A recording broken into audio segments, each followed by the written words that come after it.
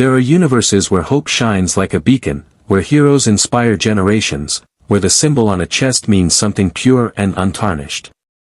This is not one of those universes. This is a world where heroism is a product, justice is a marketing campaign, and the cape you wear is owned by a corporation that decides whether you save a burning building or pose for the cameras while it collapses. Into this cesspool of manufactured divinity, something impossible happened. Something genuine fell from the sky. The rift opened over New York City at 3:47 p.m. on a Tuesday, a tear in reality that every satellite, every phone camera, every news helicopter captured in perfect high definition. The energy signature made Geiger counters scream across 3 states. What emerged wasn't a missile, wasn't a meteor, wasn't anything Vought International scientists could immediately categorize. It was a man. He was unconscious, trailing cosmic fire, and he hit the East River hard enough to create a tidal wave that would have drowned thousands if he hadn't instinctively arrested his own momentum 3 feet above the water. Superman woke to a world that looked like home but felt fundamentally wrong. The first thing Clark Kent noticed was the sun. Same yellow star, same warmth flooding his cells with power, same genetic symphony his Kryptonian biology sang in its presence. The second thing he noticed were the helicopters. Not rescue helicopters, news helicopters, at least 2 dozen, circling like vultures. The third thing was the woman floating 10 feet away, blonde hair perfect despite the wind, costume gleaming red, white and blue, with a smile that didn't reach her eyes. "Easy there, handsome," Queen Maeve said, her voice carrying the practiced warmth of someone who'd done 10,000 meet and greets. "You took quite a fall. I'm Queen Maeve, and you're currently viral on every platform known to man. Vought's crisis team is already spinning this as a coordinated stunt, so if you could just..." Superman's X-ray vision activated reflexively, a scan born from years of checking for injuries, for concealed weapons, for threats. What he saw made him recoil. Queen Maeve's skeleton showed healed fractures in patterns he recognized, repeated trauma, old breaks badly set. Her internal organs showed stress markers consistent with substance abuse. And behind her practiced smile, her jaw was clenched so tight he could see the muscle tension radiating up to her temples. "You're hurt," Superman said, rising from the water, droplets streaming off his suit, his real suit, the one his mother made, the one that meant something. "Your jaw, your ribs, someone's been..." "I'm fine," Maeve cut him off, her smile hardening into something that could cut glass. "What I need is for you to not say anything to the cameras until Vought's legal team can debrief you. You got a name, or should we workshop something? The Rocketman is testing well with focus groups, or maybe Captain Cosmic if you want something more." "My name is Clark Kent," Superman said, floating up to meet her eye to eye. "Also known as Superman. And I don't work for anyone. I help people." The laugh that escaped Maeve was genuine for the first time, bitter and sharp. "Oh honey. You're not in Kansas anymore." Below them, the water churned as 3 more figures rose from the river. A-Train vibrated with barely contained energy, his eyes hidden behind goggles but his body language screaming stimulant abuse. The Deep emerged dramatically, water cascading off his costume in a way that looked rehearsed because it was. Black Noir simply appeared, silent and somehow more threatening for it. And above them all, descending with the calculated majesty of a Renaissance painting, came the man in red, white, and blue. Homelander's smile was perfect. American flags flew on buildings across the river. The cameras caught everything. "Welcome to Earth, stranger," Homelander said, his voice honey smooth, his eyes scanning Superman with an intensity that made Clark's skin prickle despite his invulnerability. "I'm Homelander, leader of the Seven, and on behalf of Vought International and the United States of America, I'd like to be the first to..." "Where am I?" Superman interrupted, his superhearing suddenly overwhelmed by the city around him. He heard 37 active crime scenes. Heard domestic violence in progress. Heard a child crying in a locked car in a parking garage 8 blocks away. Heard things that made his fists clench. This is New York, but it's wrong. The timeline, the technology, why isn't anyone helping those people? Homelander's smile didn't waver, but something cold flickered in his eyes. What people? All of them, Superman said, his voice strained. There's a robbery at 52nd and Lexington, someone's being assaulted in an alley behind. He moved, instinct taking over, but Homelander's hand shot out faster than any human could move, gripping Superman's arm. Hold on there, cowboy, Homelander said, his tone still friendly but his grip painfully tight, or it would be, for anyone else. For Superman, it was like a child grabbing his wrist. You can't just fly off half-cocked. There are protocols. Jurisdictions. Insurance considerations. Vought handles superhero deployment through proper channels, and you're not on any channel I recognize. So until we verify who and what you are, you're staying right. Superman pulled his arm free. It wasn't violent. He simply moved, and Homelander's grip meant nothing. The leader of the Seven's smile finally cracked. I don't need permission to help people, Superman said quietly, and flew. He moved at speeds that made a train look stationary. The robbery first, 3 armed men, 1 hostage, resolved in 1.3 seconds without a single injury. The assault next, predator disarmed, victim safe, police called.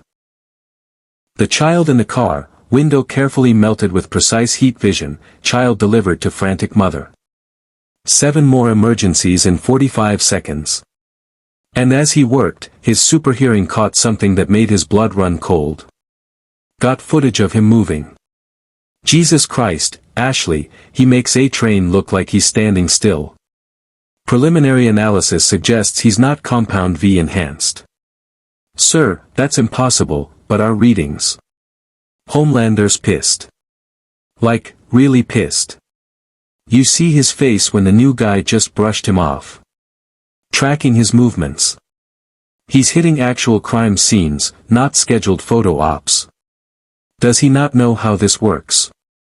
Superman hovered above Times Square, taking in the massive screens playing Vought International advertisements.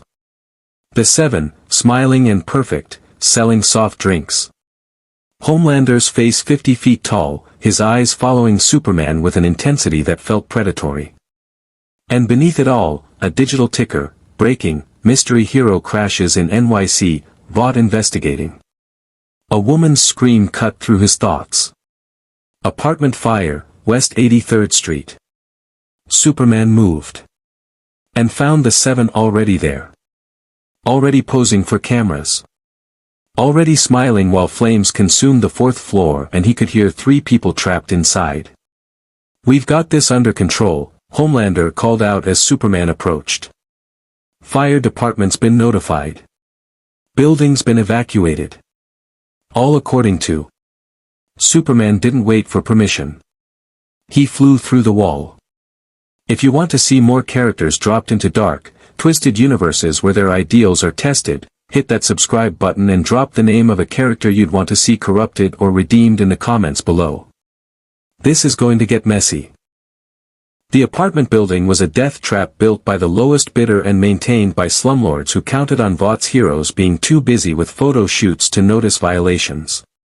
Superman saw it all in the half-second it took him to phase through the wall, load-bearing beams compromised by water damage, electrical wiring decades past code, fire escapes rusted through.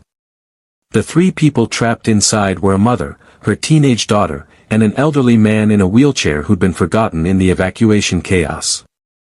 Superman had them out in 4 seconds. Gentle hands, careful speed, each person delivered to the paramedics with their dignity intact. No flourishes. No poses. Just people saved because they needed saving. When he emerged from the building the final time, carrying the wheelchair, Homelander was waiting. The leader of the Seven stood with his arms crossed, his cape snapping in wind that seemed to respond to his mood, and his smile was gone entirely. That was reckless, Homelander said, loud enough for the cameras but pitched for Superman's ears. You don't know the structural integrity, don't know if there were gas lines, don't know if your actions might have caused a collapse that killed more people. There are protocols for a reason. Superman set the wheelchair down carefully, meeting Homelander's gaze. 3 people were dying. Now they're not. That's the only protocol that matters. Is it? Homelander floated closer, invading Superman's space with the confidence of someone who'd never been challenged. You know what I see? I see an unknown entity with unknown capabilities who just violated about 40 federal regulations, 3 international treaties, and Vought's exclusive emergency response contract with New York City. I see someone who's going to cost my company millions in legal fees and broken agreements.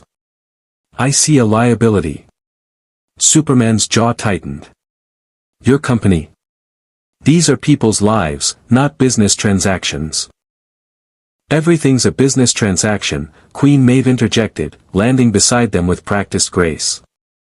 Up close, Superman could see the weariness in her eyes, the way her smile had calcified into muscle memory.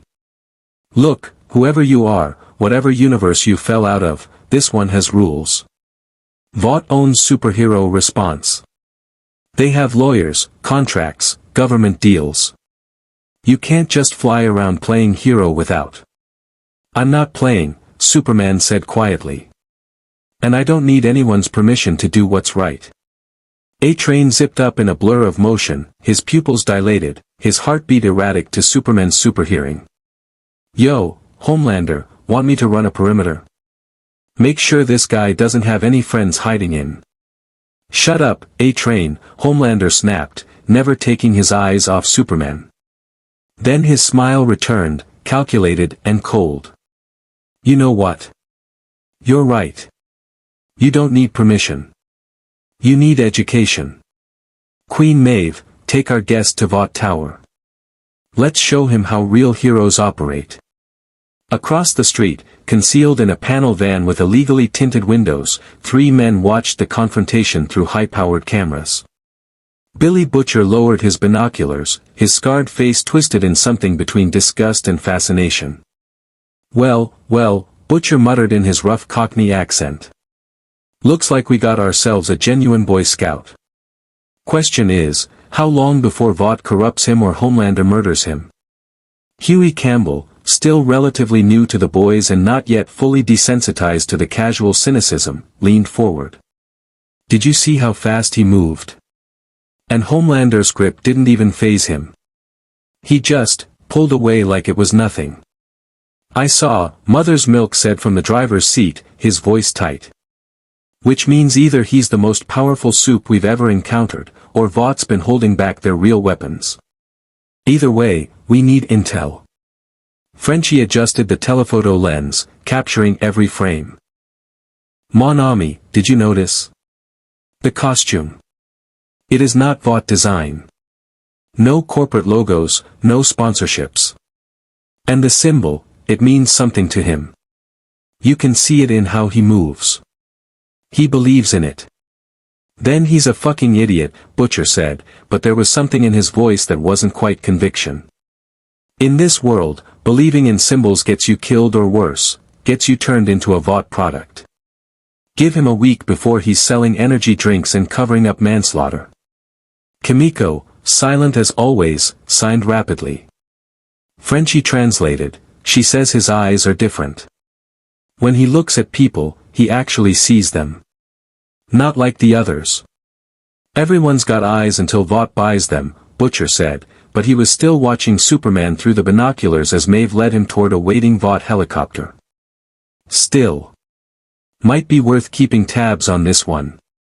If nothing else, watching Homelander's face when someone stronger shows up.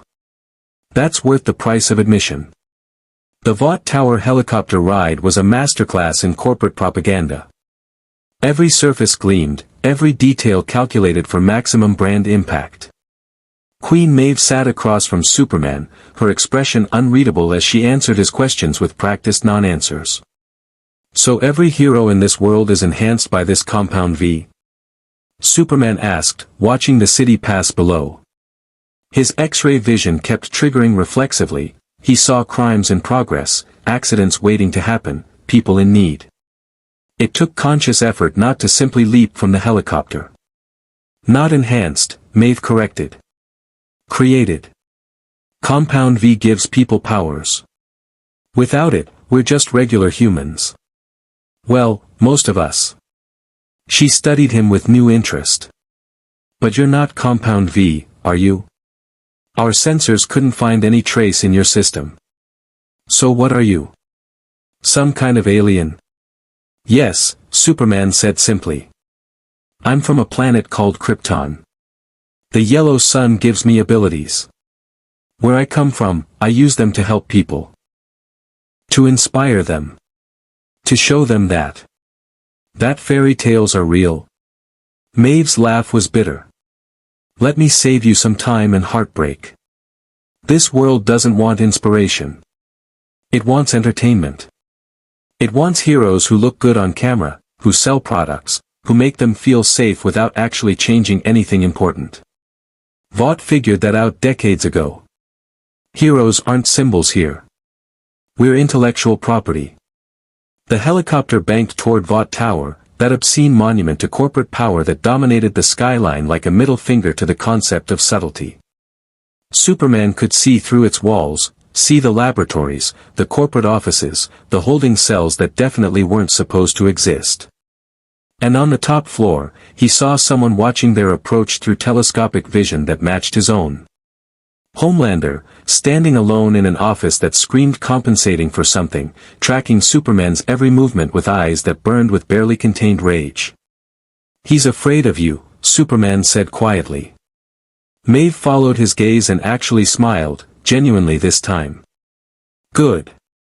He should be. We all should be. Because you're either going to change everything or destroy it.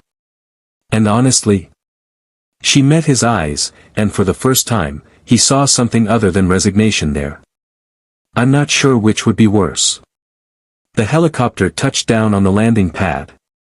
Ashley Barrett, Vaught's senior vice president of hero management, was waiting with a tablet, a manic smile, and the energy of someone who'd been awake for 48 hours on a combination of caffeine and pure anxiety.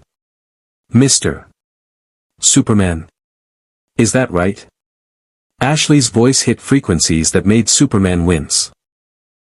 I'm Ashley, I'll be your transition coordinator, and oh my god we have so much to discuss. Legal wants to meet with you immediately, marketing has 17 different costume redesigns pending approval, PR needs you to sign an NDA about literally everything you've seen today, and the social media team wants to know if you're more of an Instagram hero or a TikTok hero because your demo. I'm not here to be managed, Superman said, stepping past her toward the tower entrance. I'm here because I was told I'd learn how real heroes operate. So show me. Ashley's smile froze. That's not really how. Show him, Homelander's voice echoed across the landing pad as he emerged from the tower, his cape billowing dramatically. Show him everything. The operations center, the tactical deployment systems, the humanitarian partnerships. Let's educate our guest about what it means to be a real hero in the real world. Superman met his gaze and saw the challenge there. Saw the test. Saw the trap. Lead the way, Superman said. And as they entered Vought Tower, neither of them noticed the small surveillance drone hovering 300 feet above, transmitting everything back to a grimy basement in Brooklyn where the boys watched and planned and wondered if Superman was their salvation or just another monster with better marketing. The operations center was designed to impress. Wall-to-wall screens displaying real-time crime data, satellite feeds, social media sentiment analysis, and stock tickers. Dozens of analysts in Vought-branded uniforms coordinated hero deployments, with the efficiency of a military command center crossed with a television production studio. Superman watched as they tracked a bank robbery in progress, calculated response times, and then, did nothing.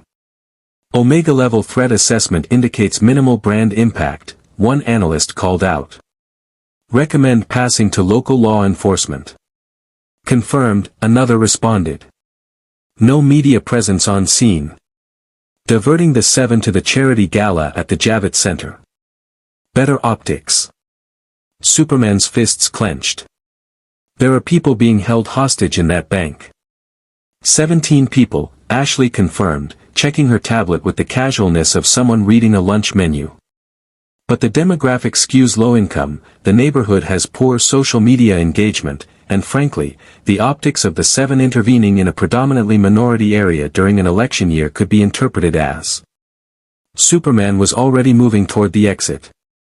Homelander's hand shot out, gripping Superman's shoulder. This time, he squeezed. Hard. Hard enough that it would pulverize steel, shatter concrete, liquefy bone. Superman felt the pressure like someone tapping him gently. Where exactly do you think you're going? Homelander's voice remained pleasant, but his eyes had gone flat and cold. Around them, every analyst suddenly found their screens fascinating. To stop that robbery, Superman said, turning to face him fully. 17 people need help. That's not a demographic. Those are lives. Those are numbers in a database, Homelander corrected, his grip tightening further. Superman could hear the ligaments in Homelander's hand straining, could see the microfractures beginning to form in his bones from the pressure he was exerting. And those lives are statistically insignificant compared to the hundreds of thousands we influence through proper brand management. You save 17 nobodies in a bank. That's local news for 6 hours.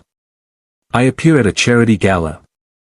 That's international coverage, millions in donations, and a measurable uptick in global security sentiment. Which one actually helps more people? Superman removed Homelander's hand from his shoulder. Gently, but firmly. The 17 people in the bank who won't care about your sentiment metrics when they're dead. He walked toward the window, 73 stories up, and simply stepped through it. The glass exploded outward. Alarms shrieked. Ashley screamed something about liability. And Homelander stood frozen, staring at his hand where Superman's shoulder had been, processing the impossible truth. His full strength had meant nothing. Absolutely nothing. Sir, an analyst ventured nervously. Should we deploy? Everyone out, Homelander said quietly. Sir. Get out. The screen shattered monitors, sent papers flying, made eardrums bleed. The operations center emptied in seconds, leaving Homelander alone with Queen Maeve, who'd been watching from the doorway. He's stronger than you, Maeve said, not bothering to hide her satisfaction. Much stronger. Homelander's eyes blazed red, heat vision scorching 2 perfect circles into the wall. Nobody is stronger than me. Nobody. He just walked through your grip like it was a suggestion, Maeve continued, stepping closer. And you know what the really scary part is?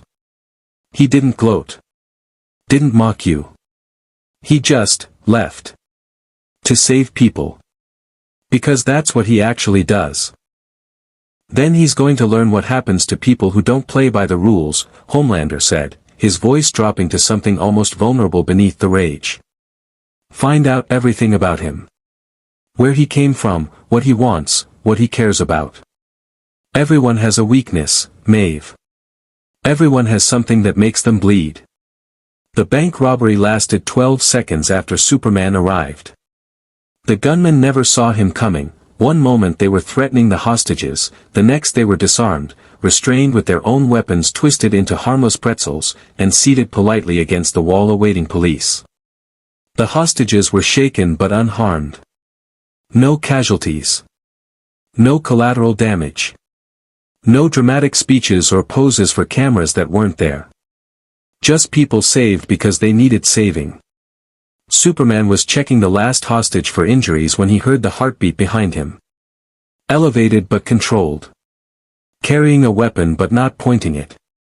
Human, but moving with tactical precision that suggested military training. Oi, mate, Billy Butcher said from the bank entrance, his coat hanging open to reveal enough concealed weaponry to start a small war. Got a minute for a chat? Promise I'm not here to sell you energy drinks. Superman's X-ray vision swept Butcher automatically, cataloging the weapons, the old injuries that told stories of violence, the deep scar tissue around his heart that was metaphorical but somehow visible anyway. You were watching me. At the fire. In the van. Guilty as charged, Butcher said, walking in with the confidence of someone who'd survived worse situations through sheer bloody-mindedness. Name's Billy Butcher. And before you go all Boy Scout on me, I ain't one of Vought's pet heroes. Quite the opposite, actually. I'm the cunt who makes sure heroes don't get too comfortable thinking they're gods. I'm not a god, Superman said. I'm just someone trying to help. Yeah, I've been hearing that particular brand of bollocks since this morning, Butcher said, lighting a cigarette in flagrant violation of fire code. And I gotta say, you almost had me convinced. Then I remembered that every soup I've ever met started out with noble intentions before Vought got their hooks in. Or before the power went to their heads. Or before they realized nobody could stop them from doing whatever the fuck they wanted. Superman stood, his expression hardening. I'm not like them. That's what they all say, right up until they are, Butcher countered. But here's the thing, mate. I've got files on every soup in this city. Every dirty secret, every covered-up atrocity, every time one of Vought's golden boys decided the rules didn't apply to them. And in the last 6 hours, you've given me exactly nothing. No sexual assaults.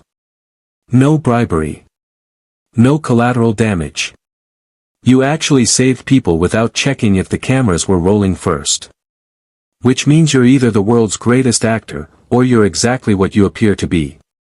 And which do you think I am? Superman asked. Butcher studied him through a cloud of smoke, his scarred face unreadable. I think you're dangerous. Not because you're evil, that'd be easy. But because you're good. Actually good. And when the others see that, when Homelander realizes there's someone who makes him look like the narcissistic man-child he is by comparison, that's when the bodies start dropping. Police sirens wailed in the distance. Superman could hear them approaching, could hear the hostages giving statements outside, could hear the normal rhythm of crisis and resolution that should define heroism. What do you want from me? Information, Butcher said bluntly. About where you came from, what you can do, and what's going to happen when Vought decides you're too powerful to control and too popular to kill quietly. Because trust me, they're having that conversation right now. I come from another Earth, Superman said, making a decision. Another universe where heroes actually inspire people. Where powers are used to protect, not to profit. Where the symbol I wear means hope, not market share. Butcher barked a laugh. Fuck me, you're serious. You actually believe in all that truth and justice shite. I do, Superman said simply. And if you're genuinely fighting against heroes who abuse their power, then maybe we're on the same side. No offense, but I don't do sides with soups, Butcher said, crushing his cigarette under his boot. But I'll make you an offer. You want to know what Vought really is? What the Seven actually do when the cameras are off? I can show you. But fair warning, once you see it, you can't unsee it. And that shiny optimism you're carrying around? It tends not to survive first contact with reality. Superman met his gaze. Show me. Butcher grinned, but there was no humor in it. All right then. But first, we need to discuss your current living situation. Because going back to Vought Tower after telling Homelander to fuck off. That's suicide. Probably literally. I can handle Homelander, Superman said. Maybe you can, Butcher acknowledged. But what about the 17 people in this bank? Or the mother and daughter from the fire? Or every other civilian you've saved today? Because if Homelander can't hurt you directly, he'll hurt them.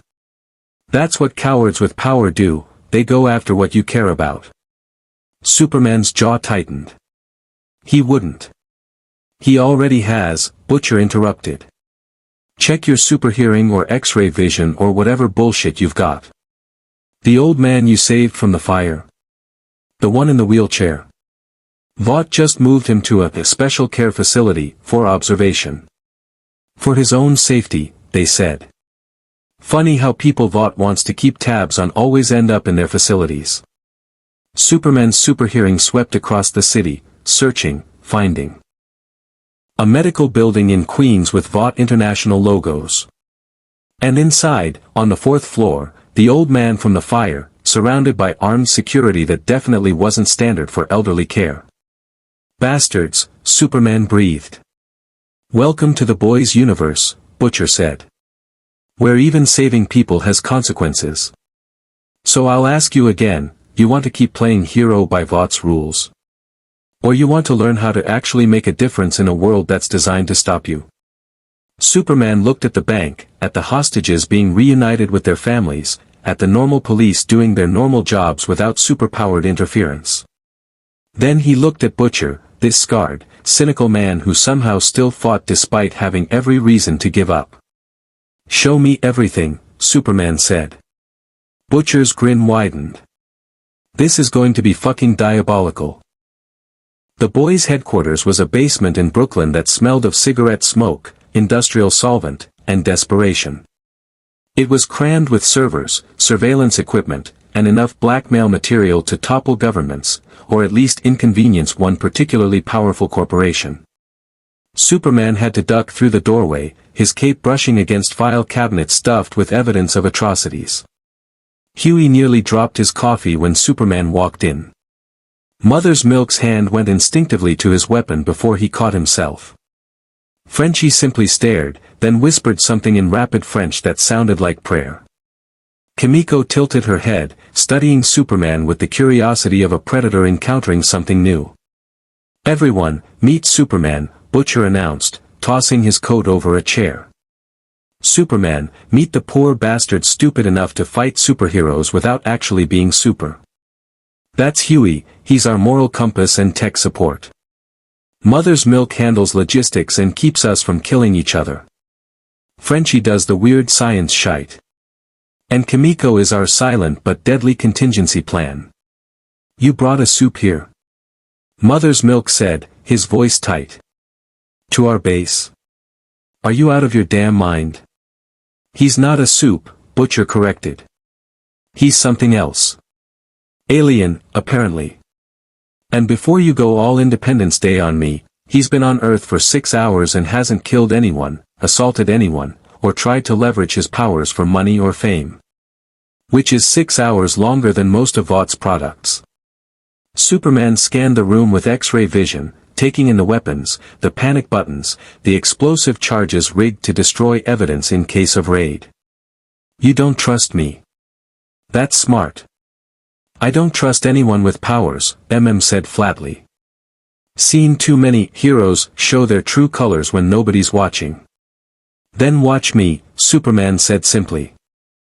I'm not asking for trust. I'm asking for information. Butcher says Vought is covering up crimes. Show me. Huey exchanged glances with the others, then pulled up a chair to his computer array. Okay. But, this is going to be rough. We're talking sexual assault, murder, drug abuse, human trafficking. And those are just the crimes we can prove. The stuff we suspect is way worse. For the next hour, Superman listened. Watched. Learned. He learned about A-Train killing Huey's girlfriend Robin by running through her at super speed, reducing her to a red mist on the pavement, then having Vought's lawyers bury it under NDAs and settlements. He learned about the deep systematic sexual assault of female colleagues, protected by Vought's legal department and his status as a 7-member. He learned about translucent's voyeurism, about Black Noir's unsanctioned killings, about Stormfront's white supremacist ideology that Vought had actively marketed to certain demographics. And he learned about Homelander. This one's from Cleveland, 3 years ago, Huey said, pulling up drone footage that hadn't been officially released. Homelander intervened in a hostage situation at a bank. Standard superhero stuff, right? The footage showed Homelander entering the bank. Showed the gunmen immediately surrendering, dropping their weapons. Showed them on their knees, hands up, no threat whatsoever. Then showed Homelander lasering them in half anyway, his face twisted in something between boredom and pleasure. There were 43 witnesses, continued, his voice carefully controlled. Vought paid them all off or threatened them into silence. Official story is the criminals died in crossfire. Case closed. Superman's hands were shaking. He murdered them. They were surrendering and he's murdered hundreds, Butcher said, lighting another cigarette. Maybe thousands. Hard to get exact numbers when the company that controls half the media also controls the crime statistics. But here's the thing, mate, legally speaking, he's untouchable. Supes operate under different laws. Vought's got enough senators and judges in their pocket that even when we get evidence, it disappears into legal black holes. Frenchie pulled up another file. This is from Philadelphia. A plane hijacking 2 years ago. Homelander and Maeve responded. I remember that, Huey said quietly. It was all over the news. Homelander saved everyone. National hero stuff. Watch what really happened, Frenchie said. The footage, recovered from the plane's black box before Vought could destroy it, showed Homelander trying to catch the plane midair. Showed him accidentally damaging the controls with his heat vision. Showed him realizing he couldn't actually save it. And then showed him having a conversation with Maeve about how they couldn't let anyone know superheroes had failed. The plane crashed into the ocean. All 137 passengers died. Vought blamed terrorists. Homelander held a press conference where he cried perfect tears for the cameras. Superman stood abruptly, his chair scraping across the concrete floor. His eyes glowed faintly red, heat vision threatening to trigger from pure rage. How is this possible? How does an entire world let this happen? Because he's too powerful to stop, said. And Vought makes too much money to fail. They've got market capitalization in the hundreds of billions. They supply superheroes to governments worldwide. They've got their own private military force. What are regular people supposed to do against that? Fight, Superman said. Expose them. Make people see the truth. We've been fighting for years, Butcher said, his voice carrying the weight of every failure, every loss, every time the system protected monsters with capes. And all we've got to show for it is a basement full of evidence nobody will prosecute and a list of dead friends who got too close to the truth. Including my wife. Superman turned. Your wife. Butcher's face went carefully blank. Becca. Homelander raped her. Vought covered it up, made it look like she ran away. She died giving birth to he stopped, jaw clenched. She died because of him. And he's still out there, smiling for cameras, signing autographs, being worshipped by millions who don't know he's a fucking monster. The basement fell silent except for the hum of servers and the distant rumble of subway trains. Superman's voice, when he spoke, was quiet but carried absolute conviction.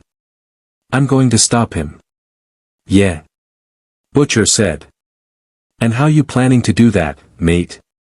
You going to fight him in the middle of New York? Kill him on live television?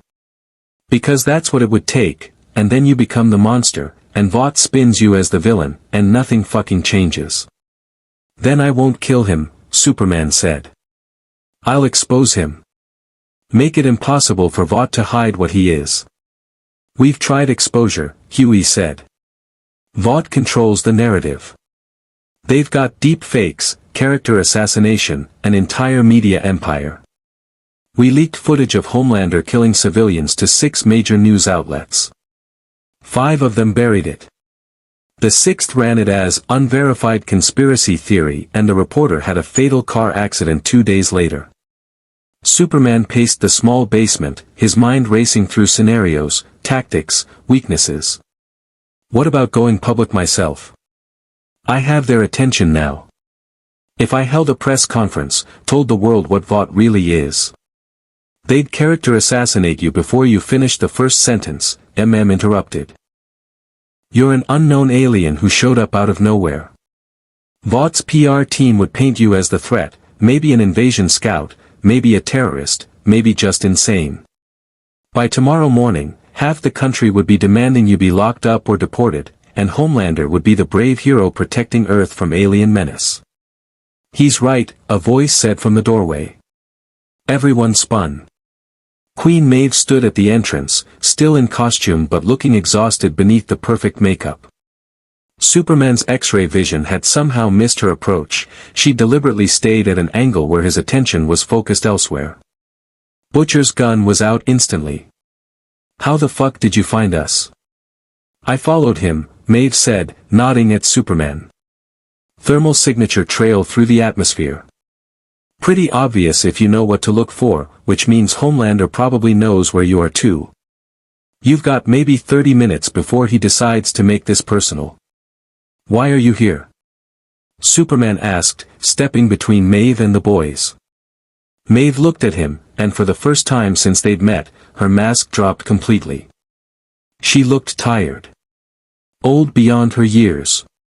Broken in ways that Compound V couldn't fix. Because you're either going to save this world or die trying. And honestly, I'm tired of watching people die while I do nothing. Little late for a conscience, Butcher spat. I know, Maeve said simply. I've been complicit for years. Stood by while Homelander murdered and raped and destroyed, telling myself I was surviving, that I was picking my battles, that speaking up would just get me killed without changing anything. But then you showed up. She looked at Superman. And you just saved people. Like it was the simplest thing in the world. Like it didn't require cost-benefit analysis or risk assessment or corporate approval.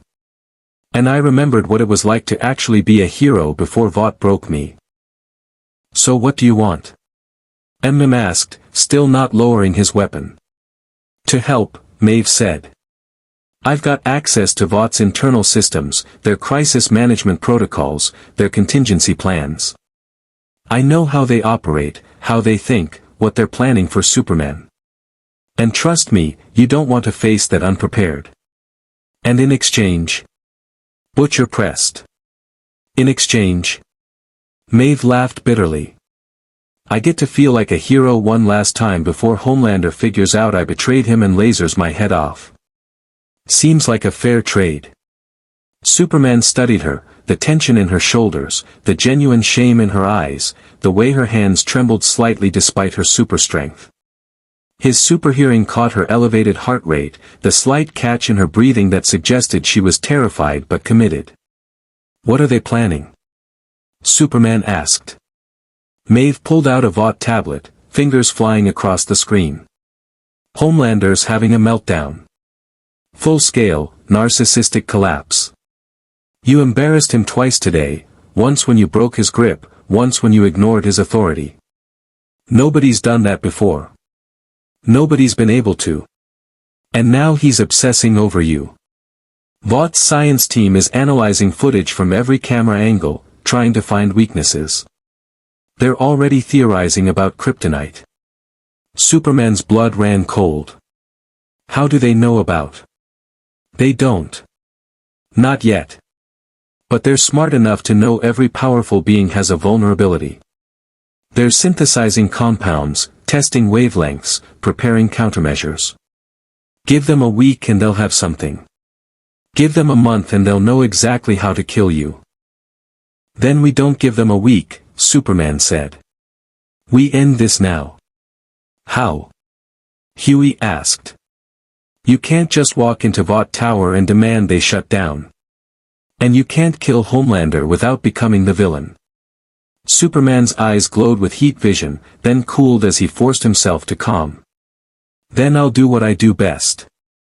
I'll show people there's another way. I'll be the hero this world needs until they can't ignore the difference anymore. Butcher shook his head. That's not a plan, mate. That's a suicide note written in crayon. You have a better idea? Superman challenged. Butcher grinned, that dangerous expression that meant he was about to do something monumentally stupid. As a matter of fact, I do. But it involves using you as bait, probably getting you beaten within an inch of your life, and definitely pissing off the most powerful corporation on the planet. Superman smiled back. I'm listening. The plan was insane, which was apparently the boys' standard operating procedure. Superman would continue his unauthorized heroics across New York, deliberately ignoring Vought protocols and rescuing people without corporate approval. This would force Homelander into increasingly public confrontations, capturing his genuine reactions on camera when he thought he was intimidating someone weaker. Meanwhile, Maeve would feed them Vaught's internal communications, giving them advance warning of countermeasures and spin strategies.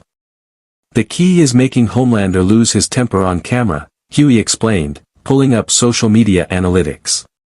He spent years cultivating this all-American boy image. If we can get him to drop the mask in public, show what he really is, even Vaught's PR machine can't spin that away. You're asking me to deliberately antagonize a mass murderer, Superman said. I'm asking you to be yourself, Butcher corrected. Which apparently is enough to drive him mental. Just keep doing what you've been doing, actually saving people, actually giving a shite, actually being the hero he pretends to be. That alone will push his buttons.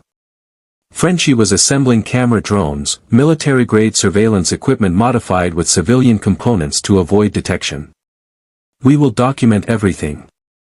Every save, every confrontation, every moment Homelander reveals his true nature.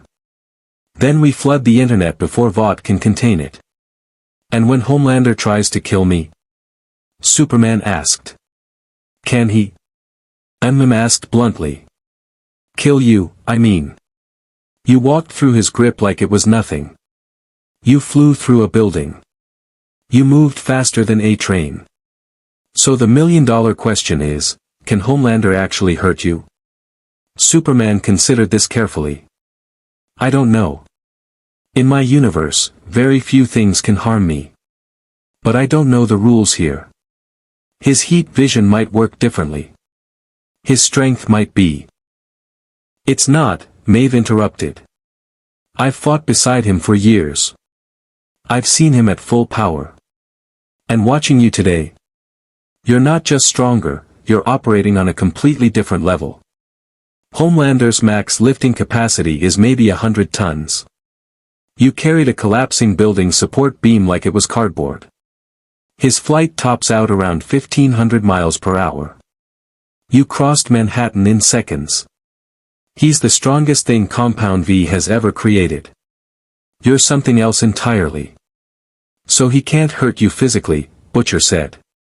Which means he'll go after what you care about. People. Innocence. He'll create situations where you have to choose between maintaining your moral high ground and saving lives. The trolley problem with casualties, Huey muttered. Then I save everyone, Superman said simply. That's what I do. Even if it means revealing capabilities you've been holding back. MM pressed. Because the more you show, the more Vought learns, the faster they develop countermeasures. Superman met his gaze steadily. I'd rather risk giving them information than let innocent people die. That calculation doesn't change no matter what universe I'm in. Butcher studied him for a long moment, then nodded slowly. Right then. Let's see if Boy Scout actually beats Bastard in the real world.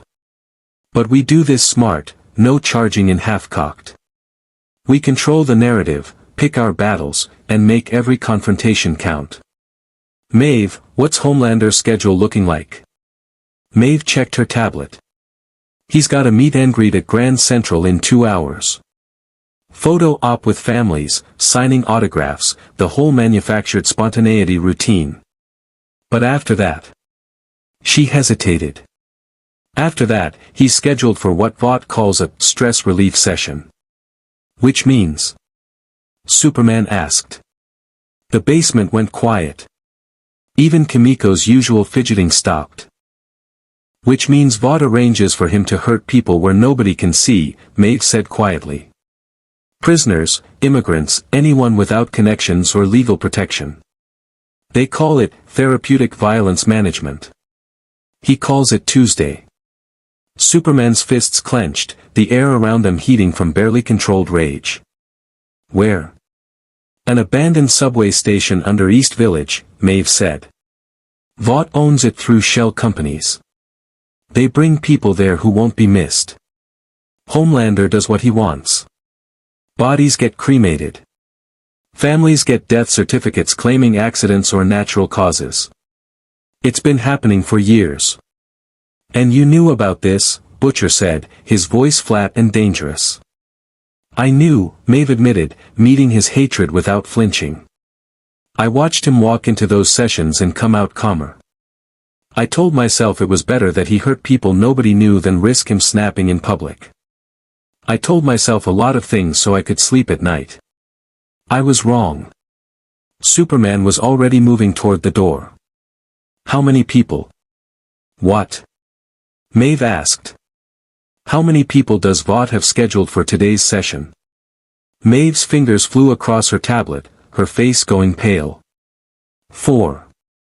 A homeless veteran, 2 undocumented immigrants, and a sex worker arrested last week. All scheduled for transfer in 90 minutes. Then we have 90 minutes, Superman said. Butcher, I need your team positioned with cameras. Maeve, can you delay the transfer? Maybe by 30 minutes, Maeve said. Any more and they'll get suspicious. 30 minutes is enough, Superman said. We intercept the transport, document everything, and when Homelander shows up expecting victims. He finds you instead, Butcher finished, his grin sharp and vicious. And we get the whole thing on camera. Him expecting to torture innocents, finding an actual hero who won't let him. That's not just evidence, that's a fucking character assassination. There's a problem, said. Those 4 people are in Vaught's system. If we just disappear them, Vought will know there's a leak. They'll start investigating, and Maeve becomes a suspect. I'm already a suspect, Maeve said. After I followed Superman, after I didn't immediately report his location to Homelander. My time is limited regardless. Might as well make it count. Huey was typing frantically. I can create digital trails. Make it look like the prisoners were transferred to federal custody through proper channels. By us maybe a day before anyone realizes they're gone. Where do we put them after we rescue them? Frenchie asked. Vought will search everywhere. We know people, said. Underground railroad types who help Soups escape Vaught's control. They can hide 4 civilians long enough to get them new identities and transport out of state. Superman looked around the basement at these ordinary humans risking everything to fight monsters. No powers, no invulnerability, just determination and a refusal to let evil win. You're all heroes, he said quietly. The real kind. Save the Hallmark shite for after we survive, Butcher said, but there was something in his eyes that might have been respect. Right. Coordinate extraction. Frenchie, prep surveillance. Huey, work your digital magic. Kimiko, he switched to signing, which Frenchie translated, you're with me and Superman. Maeve, you need to be visible at Vought Tower when this goes down. Alibi. What about the Grand Central meet and greet? Maeve asked. That's 2 hours. If Superman disrupts it. Let him, Butcher said. Public confrontation in a crowded terminal. Homelander can't risk showing his true colors with thousands of witnesses. It'll frustrate him, put him on edge, make him more likely to lose control later. I don't want innocent people caught in crossfire, Superman said. There won't be crossfire if you follow my lead, Butcher said. You show up, you save someone right in front of Homelander during his photo op. Nothing violent, nothing that could be spun as an attack. Just upstage him. Remind everyone what actual heroism looks like. Then you leave before he can respond. Keep him off balance, reactive instead of controlling the situation. Superman nodded slowly. And when he follows me to the subway station? Then we show the world what happens when a narcissist who thinks he's God meets someone who actually has the power to stop him, Butcher said. And we make damn sure everyone sees it. Grand Central Terminal at 4 p.m. was a cathedral of commerce and transit, its vaulted ceilings echoing with thousands of voices. Homelander stood on a platform erected specifically for the event, surrounded by cameras, handlers, and a queue of starstruck families waiting for their moment with America's greatest hero. His smile was perfect. His cape gleamed. Every gesture was calculated for maximum inspirational impact. Superman heard the incident from 2 blocks away, a construction accident on the terminal's upper level. Scaffolding giving way, workers falling, structural failure that would send tons of metal and concrete crashing into the crowd below. 45 seconds until catastrophic collapse. Vought's security had already calculated that clearing the terminal would cause more injuries than the collapse itself, so they'd made the call to contain information and let it happen, then spin it as a tragic accident. Superman flew through the main entrance at precisely the moment Homelander was posing with a 6-year-old girl wearing a homemade cape. The sonic boom shattered windows. The crowd screamed. And Superman crossed the terminal in a blur, catching 3 falling workers in one arm and the collapsing scaffolding in the other, carefully redirecting tons of metal to crash harmlessly in an empty service corridor. 7 seconds. 0 casualties. He set the workers down gently, confirmed they were uninjured, and turned to find every camera in the terminal pointed at him. And behind those cameras, Homelander, his face frozen in that perfect smile while his eyes burned with pure hatred. "Well," Homelander said, his voice carrying across the terminal through sheer trained projection. "Looks like our new friend has decided to join us. Everyone, give it up for..." "I'm sorry, I didn't catch your name." "Superman," he said clearly, making sure every microphone captured it. "And I'm not here for photo ops. There was an accident. People needed help. Which our security team had under control," Homelander said, walking down from his platform with calculated casualness. "But I suppose when you're new to Earth, you don't understand that we have protocols for these situations. Professional heroes who know what they're doing. Professional heroes who were going to let it happen," Superman said, not accusingly but as simple fact. His super hearing had caught the security channel communications. Because evacuation would have disrupted the event. Homelander's smile tightened microscopically. "That's a serious accusation. I hope you have evidence, because defaming Vought's emergency response procedures is actionable." "I have their radio traffic," Superman said. "I can hear all your frequencies. Including the one where your security chief said, 'Let it play out, we'll spin it after.'" The crowd murmured. Phones recorded everything. Social media lit up in real time. And Homelander's eye twitched, just once, but Superman saw it. Saw the mask slipping. "You must have misheard," Homelander said, his voice still friendly but now carrying an edge that made nearby civilians unconsciously step back. "Unless you're suggesting Vought International, a company dedicated to saving lives, would deliberately allow casualties? That's conspiracy theory territory, friend. Dangerous territory." "I'm not your friend," Superman said quietly. "And I don't care about corporate liability or PR strategies. I care about people. Those 3 workers are alive because someone acted instead of calculating the optics." He turned to leave, but Homelander moved faster than any of the civilians could track, blocking his path. To the cameras, it looked like he'd simply stepped forward. To Superman, it was a clear challenge, a territorial assertion. "We're not done talking," Homelander said, still smiling for the cameras but close enough that only Superman could hear the venom beneath. "You don't get to fly into my city, disrupt my events, and then just leave.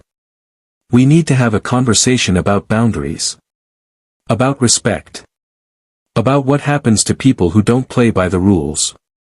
Superman met his gaze steadily. "The only rule I follow is helping people who need it.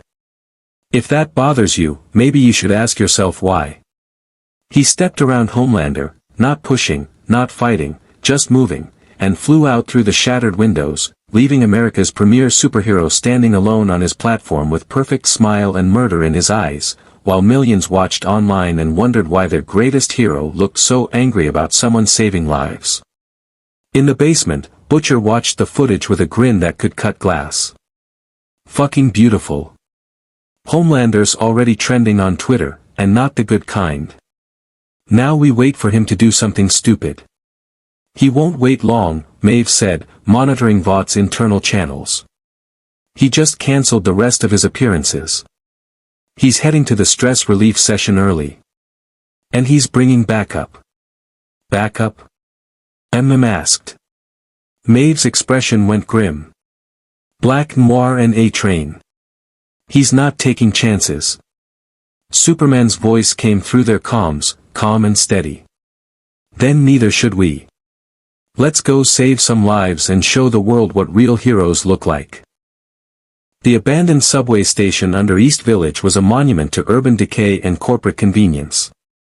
Original tile work from the 1920s crumbled beneath layers of graffiti and water damage. The platforms had been cleared of everything except chains bolted to support columns and industrial drains that made cleanup easier. Superman's X-ray vision revealed the horror in layers, old bloodstains scrubbed but not eliminated, scratch marks on concrete where people had tried to escape, and deep in the foundation, what looked like a crematorium that definitely wasn't part of the original construction. Frenchie had positioned microdrones in 8 locations, each one camouflaged and broadcasting encrypted signals to their mobile command center. Butcher and Kimiko waited in the shadows of a service tunnel, armed with weapons that probably wouldn't stop any of the incoming soups but made them feel better anyway. The transport van arrived exactly on schedule. 2 Vought security guards in unmarked uniforms, for shackled civilians who'd been told they were being transferred to a federal facility. Superman watched from the darkness as they were unloaded, heard their confused questions, smelled their fear. "This doesn't look like a courthouse," the homeless veteran said, his voice rough from years of exposure and untreated PTSD. His name was Marcus Webb, former Army Ranger, recipient of 2 Purple Hearts, now discarded by the system he'd served. "Shut up," one guard said, not unkindly. He was just doing his job. Just following orders. The same excuse that had justified atrocities throughout human history. Superman dropped from the ceiling as they were being shackled to the columns. The guards went for their weapons, high-powered tasers specifically designed for subduing enhanced individuals. Superman let them fire, let the electricity wash over him without effect, then gently removed both weapons and crushed them to scrap metal. "You're free to go," he told the guards quietly. "Walk away. Forget this happened. Or stay and explain to the world why Vought was bringing innocent people to an abandoned torture chamber." The guards looked at each other. Looked at Superman. Looked at the 4 confused civilians. Then they ran. "Who are you?" asked Maria Hernandez, one of the immigrants, her English accented but clear. She was 23, had crossed the border fleeing cartel violence, and according to Vought's files was scheduled to disappear because she'd witnessed A-Train accidentally killing a civilian during a pursuit. "Someone who's going to get you somewhere safe," Superman said, using heat vision to carefully melt through their restraints without burning them. "But first, I need you to trust me and stay very quiet. Bad people are coming, and I need them to see me, not you." "Bad people?" Marcus asked. "Worse than the ones who brought us here." "Much worse," Butcher's voice crackled through comms. "Huey, you got those civilians' escape route mapped?" "Service Tunnel B, leads to a subway maintenance access on 3rd Avenue, Huey responded. "MM's waiting with transport." Superman guided the 4 civilians into the shadows, showed them the tunnel entrance. "Follow that passage. There's someone at the end who'll help you. Don't stop, don't look back, don't tell anyone what you saw here until you're somewhere safe." "Why are you doing this?" asked Sarah Chen, the sex worker, her eyes sharp despite the sedatives they'd forced into her system.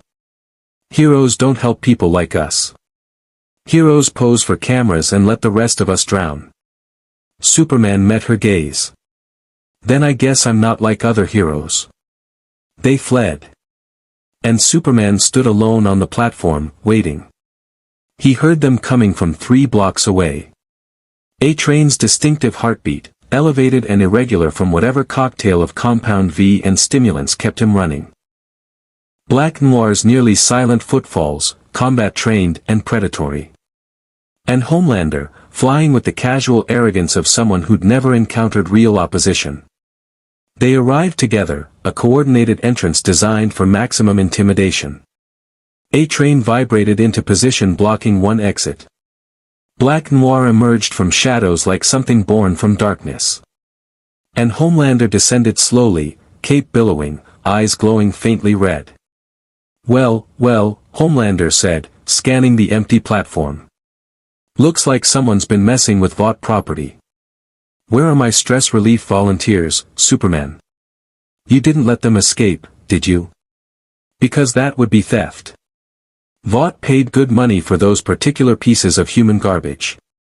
They're people, Superman said quietly. Not property. Not volunteers. People who deserve protection, not torture. Semantics, Homelander said, landing on the platform.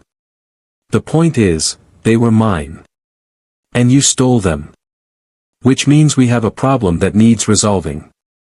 I was thinking we could start with you on your knees, apologizing for disrespecting me in front of my fans. Then maybe I don't kill you. Maybe. Superman didn't move. I know what happens here. I know you come to this place to hurt people who can't fight back. To feel powerful by making others feel helpless. That ends tonight. A Train laughed, the sound jittery and manic. Yo, Homelander, this dude really doesn't get how this works, does he? Like, we're the Seven. We're America's heroes. And he's just some alien who showed up this morning. Nobody's going to believe him over us. That's where you're wrong, Butcher's voice echoed through the station from hidden speakers. Because we've got 8 cameras running, broadcasting live to 17 different platforms, with autonomous failsafes that make it impossible to shut down without military-grade electronic warfare. Smile for the internet, you cunts. You're viral. Homelander's head snapped around, X-ray vision scanning, finding the drones. His heat vision lashed out, obliterating 3 in quick succession. But Frenchie had designed them with redundancy in mind, the remaining 5 adjusted positions automatically, maintaining coverage. Doesn't matter, Homelander said, but his voice had lost its calculated smoothness. Deepfakes. CGI. Vaught's lawyers will bury this in court for decades. Meanwhile, everyone watching sees me stopping an alien invader who kidnapped 4 American citizens. That's the narrative. That's what sells. Then let's give them a better story, Superman said. You're supposed to be Earth's greatest hero. Prove it. Right here, right now, without lawyers or PR teams or corporate spin. Just you and me, and the world watching to see which one of us actually deserves the title. Something shifted in Homelander's expression. The mask dropped completely, replaced by pure, undiluted rage. You think you're better than me? Because you swooped in and saved a few nobodies? Because you've got fancy alien powers that make you feel special? I've been doing this for 20 years. 20 years of being worshipped, of being the strongest, of being God to these pathetic insects. And then you show up and think you can just take that from me? I'm not trying to take anything, Superman said. I'm trying to save people. That's what heroes do. Heroes do what I say they do. Homelander screamed, and his heat vision erupted at full power. Superman stood his ground as twin beams of superheated energy slammed into his chest. The concrete beneath him melted. The air itself ignited. Temperature readings would later show the blast exceeded 5,000 degrees Fahrenheit, hot enough to vaporize steel, to reduce a human body to ash in milliseconds. Superman's suit smoldered slightly. The shield glowed red-hot for a moment, then cooled. He was completely unharmed. My turn? Superman asked. His heat vision flashed out, controlled, precise, targeting the chains still hanging from the support columns.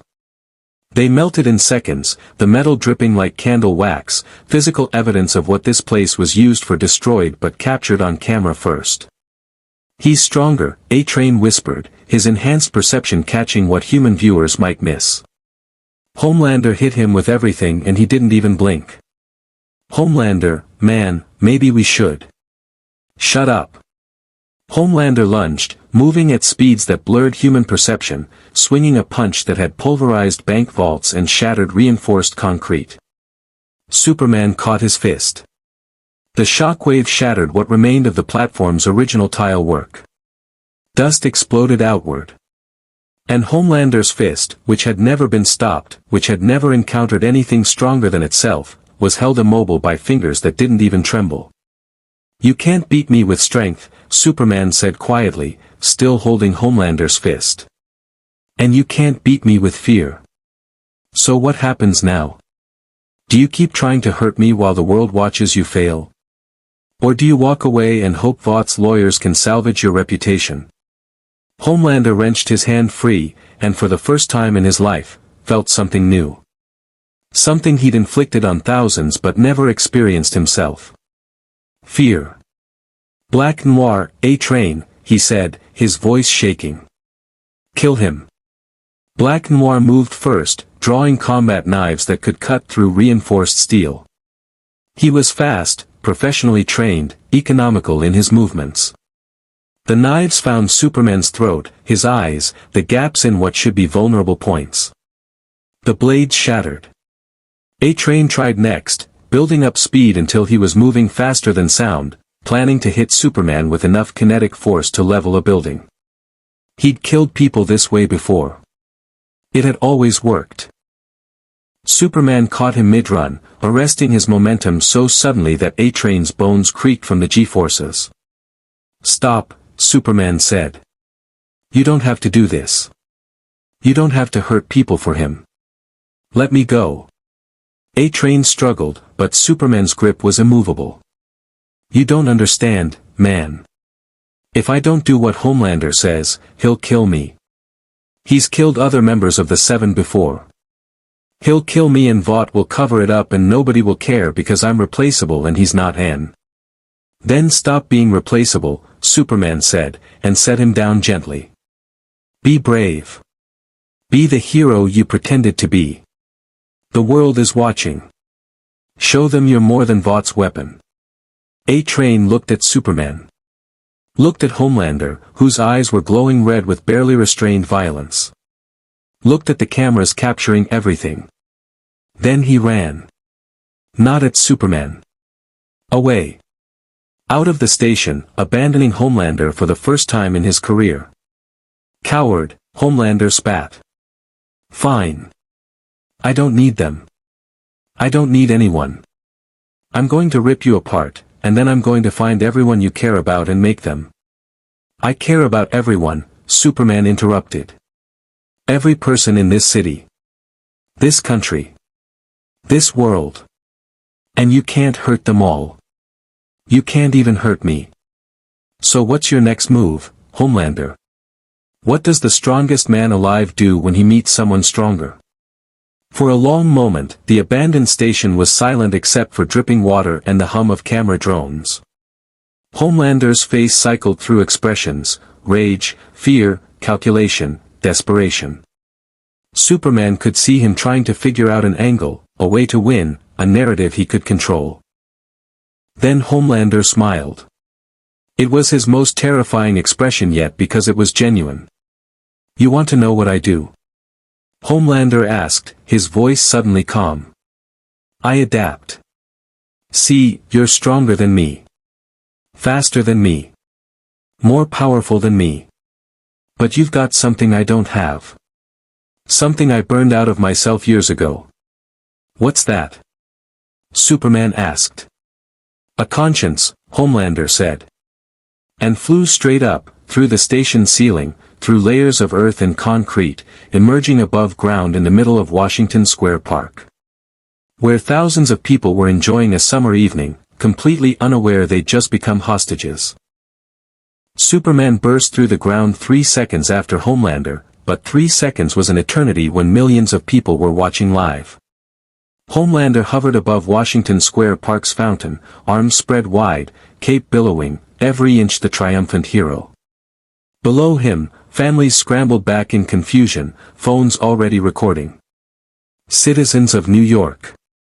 Homelander's voice carried across the park with practiced projection. Don't be alarmed. I've just apprehended a dangerous alien entity who was hiding in our city's infrastructure, planning who knows what. He'll be taken into custody and... You're lying, Superman said, landing on the fountain's edge. Water sprayed around him, catching the evening light. Tell them what you were really doing. Tell them about the torture chamber. About the innocent people you were planning to murder. Homelander's smile never wavered. You hear that, folks? Classic alien invader tactics, making wild accusations, trying to turn you against your real protectors. It's like something out of a sci-fi movie, except this is real life, and I'm the only thing standing between you and... Superman's superhearing caught it, police scanners, emergency channels, Vought's internal communications all lighting up simultaneously. Reports flooding in from across the city. Structural fires. Collapsing buildings. Bridge cables severed. Gas line ruptures. At least 15 simultaneous emergencies, all in locations Superman had saved people earlier today. All in locations Homelander knew Superman would care about. What did you do? Superman demanded. Homelander's grin widened. Me? I've been right here, defending innocent civilians from alien threats. But it seems New York is having a very unlucky evening. Multiple infrastructure failures across all 5 boroughs.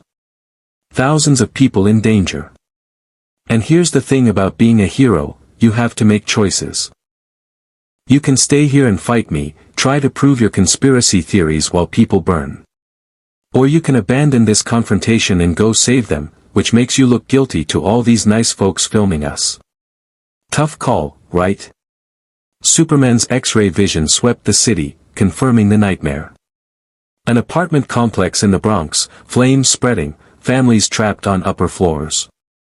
A subway tunnel in Queens, structural collapse imminent, train full of commuters. The Queensboro Bridge, support cables fraying, about to send rush-hour traffic into the East River. All of them real emergencies. All of them requiring immediate intervention. All of them positioned to make it impossible for Superman to save everyone simultaneously. You planned this, Superman said, his voice tight with controlled fury. You're deliberately endangering your own people to trap me. Prove it, Homelander said cheerfully. Go ahead, tell all these nice people that their greatest hero sabotaged their city just to make you look bad. See how that plays. Or better yet, explain why you're standing here talking to me while families are dying. Because that's what you do, right? Save people. So why aren't you saving them right now? In the basement command center, Butcher watched the thermal satellite feeds showing the fires, the structural failures, the calculated chaos. Fuck. He's splitting him up. Making him choose. Can Superman handle all of them? Huey asked. Maybe, said, pulling up response time calculations. If he moves fast enough, prioritizes correctly, doesn't second-guess himself. But that's a lot of maybes. He shouldn't have to choose, Maeve said, her voice breaking. Nobody should have to, oh God. Homelander's not done. Look at the pattern. Those aren't random locations. They're all near schools, hospitals, nursing homes. Places where evacuation is hardest. He's maximizing potential casualties to maximize Superman's guilt if anyone dies. Superman heard her through the comms. Understood the trap completely. Homelander had studied him for exactly 6 hours and already identified the weapon that could hurt him, his own conscience. You're a monster, Superman said. I'm a pragmatist, Homelander corrected. And I'm giving you a choice. Stay and fight me, satisfy your ego, prove you're stronger, while hundreds die. Or run around playing rescue hero, prove you care more about saving insects than dealing with real threats, while I spin this whole evening as evidence you're too dangerous to leave unchecked.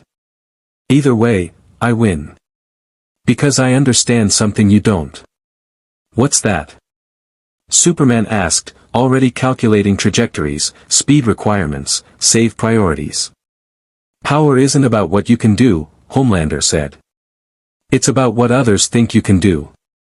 And by tomorrow morning, the world will think you're either a coward who ran away, or a terrorist who endangered civilians during a confrontation. Vought's media division is already writing the headlines.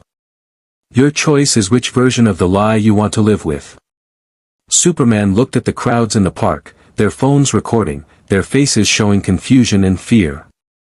Looked at the city beyond, where real people needed real help. Looked at Homelander, who'd weaponized heroism itself, turned saving lives into a PR calculation. Then he smiled. You're right about one thing, Superman said. I do have to make a choice. And I choose both. He moved faster than he'd moved all day, faster than he'd needed to before, pushing his Kryptonian physiology to limits he'd never tested. The world became a blur of supersonic flight and precision rescues. The Bronx apartment, 2.7 seconds. Every family extracted, flames suppressed with freeze breath, structural integrity reinforced with heat-welded support beams. Queens subway, 4.1 seconds. Tunnel support stabilized, train safely evacuated, geological assessment completed to prevent future collapses. Queensboro Bridge, 3.3 seconds. Every fraying cable identified and temporarily fused, traffic halted and reversed, bridge engineers summoned. Gas line ruptures across Manhattan, 6.8 seconds. 15 different locations, valves sealed with precision heat vision, buildings evacuated. Harlem Hospital fire, 2.9 seconds.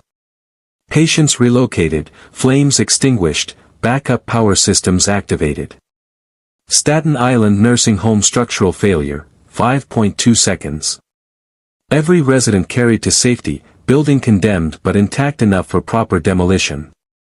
Total elapsed time, 24.3 seconds. Superman returned to Washington Square Park still hearing Homelander's taunt echoing across the plaza. To the crowd, he'd barely flickered. To their cameras, he'd simply vanished and reappeared. Only Homelander, with his enhanced perception, had tracked the blur of movement, had watched Superman do the impossible. How? Homelander whispered, his composure finally cracking. That's not, you couldn't have. You made a miscalculation, Superman said, loud enough for the cameras. You assumed I'd have to choose between fighting you and saving people. But I'm not like you, Homelander. I don't see human beings as bargaining chips or PR opportunities. I see them as people worth saving, even when it's inconvenient. Even when someone as powerful as you tries to use them as weapons against me. He's lying. Homelander said, his voice rising with something close to panic. There's no way he could have. Check the feeds. Verify the emergency services radio chatter was already flooding public channels. Firefighters arriving at the Bronx apartment finding it secure, flames already out, civilians already safe. Police at the Queensboro Bridge reporting cables somehow repaired, crisis averted. Hospitals confirming all patients accounted for.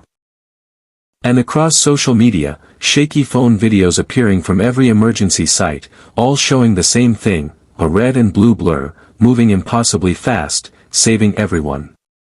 You set those fires, Superman said, addressing Homelander but speaking to the cameras, to the millions watching live.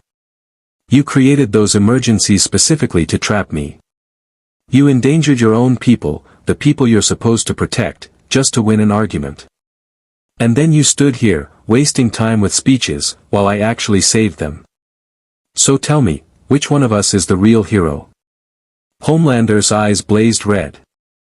You self-righteous piece of. The heat vision erupted again, but this time Superman didn't just stand there. He moved, redirecting the beams with his own heat vision, creating a controlled interference pattern that sent both energy streams harmlessly into the sky like twin searchlights. You can't beat me, Superman said, not gloating, just stating fact. Not with strength. Not with speed. Not with tactics. And you can't make me like you by putting innocent lives at risk. So I'm going to give you the same choice you gave me, walk away now, while you still can, or keep fighting and show everyone watching exactly what you are. For a heartbeat, Homelander looked ready to escalate. His muscles tensed, his jaw clenched, every line of his body screaming violence. Superman could see the calculation happening behind his eyes, weighing his rage against his image, his need to dominate against his need to be loved. Then Black Noir appeared between them, his body language urgent. He held up a phone showing Vought's emergency communications. Ashley Barrett's face filled the screen, her expression panicked. "Homelander, stand down now," Ashley's voice crackled. "The board is watching. Stock is dropping. We've got senators calling for investigations. You need to de-escalate immediately or—" Homelander snatched the phone and crushed it to powder. But the damage was done. He'd hesitated. Shown weakness. Taken orders from corporate handlers while Superman stood untouched and unconcerned with public relations. "This isn't over," Homelander said, his voice low and venomous. "You think you've won? You think one good day makes you a hero? I've been doing this for 2 decades. I've got more money than God, more power than presidents, more influence than you can imagine. You're a stranger in a world you don't understand. And sooner or later, you'll make a mistake. You'll fail someone. You'll let someone die. And when you do, I'll be there to remind everyone that you're not a hero, you're just another alien pretending to care about a species that isn't even yours." "You're right about one thing," Superman said. "This isn't my species. But there's still people worth protecting. And as long as I'm here, they'll have someone who actually means it when they say truth, justice, and doing what's right, not what's profitable." Homelander flew away, Black Noir following silently. The crowd remained frozen, unsure whether to cheer or run. And Superman stood alone in the fountain, water still spraying around him, his cape torn and singed but his symbol still visible. A child broke from her mother's grip and ran toward him. She couldn't have been more than 7, wearing a homemade cape and carrying a notebook. "Are you really from space?" she asked. Superman knelt down to her eye level. "I am. And you saved all those people? By yourself? In like, superfast time?" "I did." She studied him seriously. "Homelander says aliens are dangerous." "Some are," Superman admitted. "But so are some humans. Being dangerous isn't about where you're from. It's about what you choose to do with your power." "What do you choose?" she asked. Superman smiled, the first genuine smile he'd shown since arriving in this universe. "To help. Every time. No matter what." The girl nodded, satisfied. Then she opened her notebook and showed him a drawing, crude, childish, but unmistakably Superman symbol. "I drew this before you came. Last week, I dreamed about a hero who actually cared. My teacher said I was being silly, that heroes are just people in costumes doing a job. But you're real. You're what I dreamed about." Something cracked in Superman's chest. This world had beaten down hope so thoroughly that children dreamed of basic heroism like it was fantasy. And in that moment, he understood what he had to do. Not just fight Homelander. Not just expose Vought. But show this entire cynical, broken world that heroes could be more than products. More than celebrities. More than weapons. "What's your name?" Superman asked. "Rebecca," she said. "But everyone calls me Becca." Superman's superhearing caught Butcher's sharp intake of breath through the comms. The name of his dead wife. The innocent Homelander had destroyed. "Well, Becca," Superman said gently. "Keep dreaming. Keep believing heroes can be good. Because you're right. And don't let anyone tell you different." Her mother reclaimed her, apologizing profusely. The crowd slowly dispersed, their phones still recording, still posting, still sharing. And Superman stood alone, knowing he'd won the battle but understanding the war was just beginning. "Butcher," he said quietly into his comms. Homelander knows I'm working with you now. He'll come after the boys. After Maeve. After anyone who's helped me. Let him try. Butcher's voice came back, rough with emotion. You just did something nobody's done in 20 years, mate. You made Homelander back down. You showed the world he can be beaten. That alone was worth whatever comes next. What does come next? Superman asked. Now. Butcher said. Now we finish what we started. We take down Vought, we expose every crime, we burn the whole rotten system to the ground. But first, you should probably sleep. Even aliens need rest, yeah. Superman smiled grimly. I don't think I'm going to sleep well in this universe for a while. Then you're finally understanding how it works here, Butcher said. Welcome to the boys, Superman. Try not to let us corrupt you. Superman didn't sleep that night. Instead, he flew, high above the clouds where the air was thin and cold, where his superhearing could filter out individual voices and hear the city as a symphony of 8 million lives. From this height, New York looked almost peaceful, its lights glittering like stars reflected on water. Almost made you forget it was built on corruption and corporate control. Almost. His comm crackled at 3 a.m. Maeve's voice, strained and urgent. Superman, we have a problem. Vaught's board held an emergency session. They've authorized the development of something called Project Kryptonite. Superman's blood ran cold. How do they even know that name? They don't, Maeve said. It's what they're calling their anti-Superman initiative. Compound V derivatives, radiation experiments, sonic weapons, everything their science division can throw at the wall to see what sticks. And they've fast-tracked it. Unlimited budget, unlimited resources, no ethical oversight. They're scared, which makes them dangerous. How long do I have? Superman asked. Weeks, maybe days if they get lucky, Maeve said. But that's not the immediate problem. Homelander's gone dark. He's not responding to handlers, not at the tower, not at his apartment. His tracker shows him at a location he's never visited before, some kind of industrial facility in New Jersey that's owned by a shell company. I think he's planning something. In the basement, Butcher was already pulling up satellite imagery. Got it. Abandoned pharmaceutical plant, seized in a federal raid 8 years ago. Officially mothballed. Unofficially. He enhanced the image, revealing recent activity, power lines restored, security systems active, vehicles coming and going. Someone's been using it. Question is, for what? One way to find out, Superman said, already changing trajectory. Wait, interrupted. This could be a trap. Homelander lures you to an isolated location, away from witnesses, where Vaught's got some experimental weapon waiting. You walk in there, you might not walk out.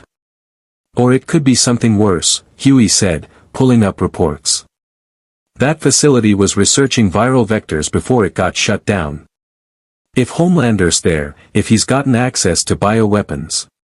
Then I need to stop him before he uses them, Superman finished. I'm going in. Not alone, you're not, Butcher said. Kimiko, Frenchie, you're with me. We'll provide overwatch and extraction if things go sideways.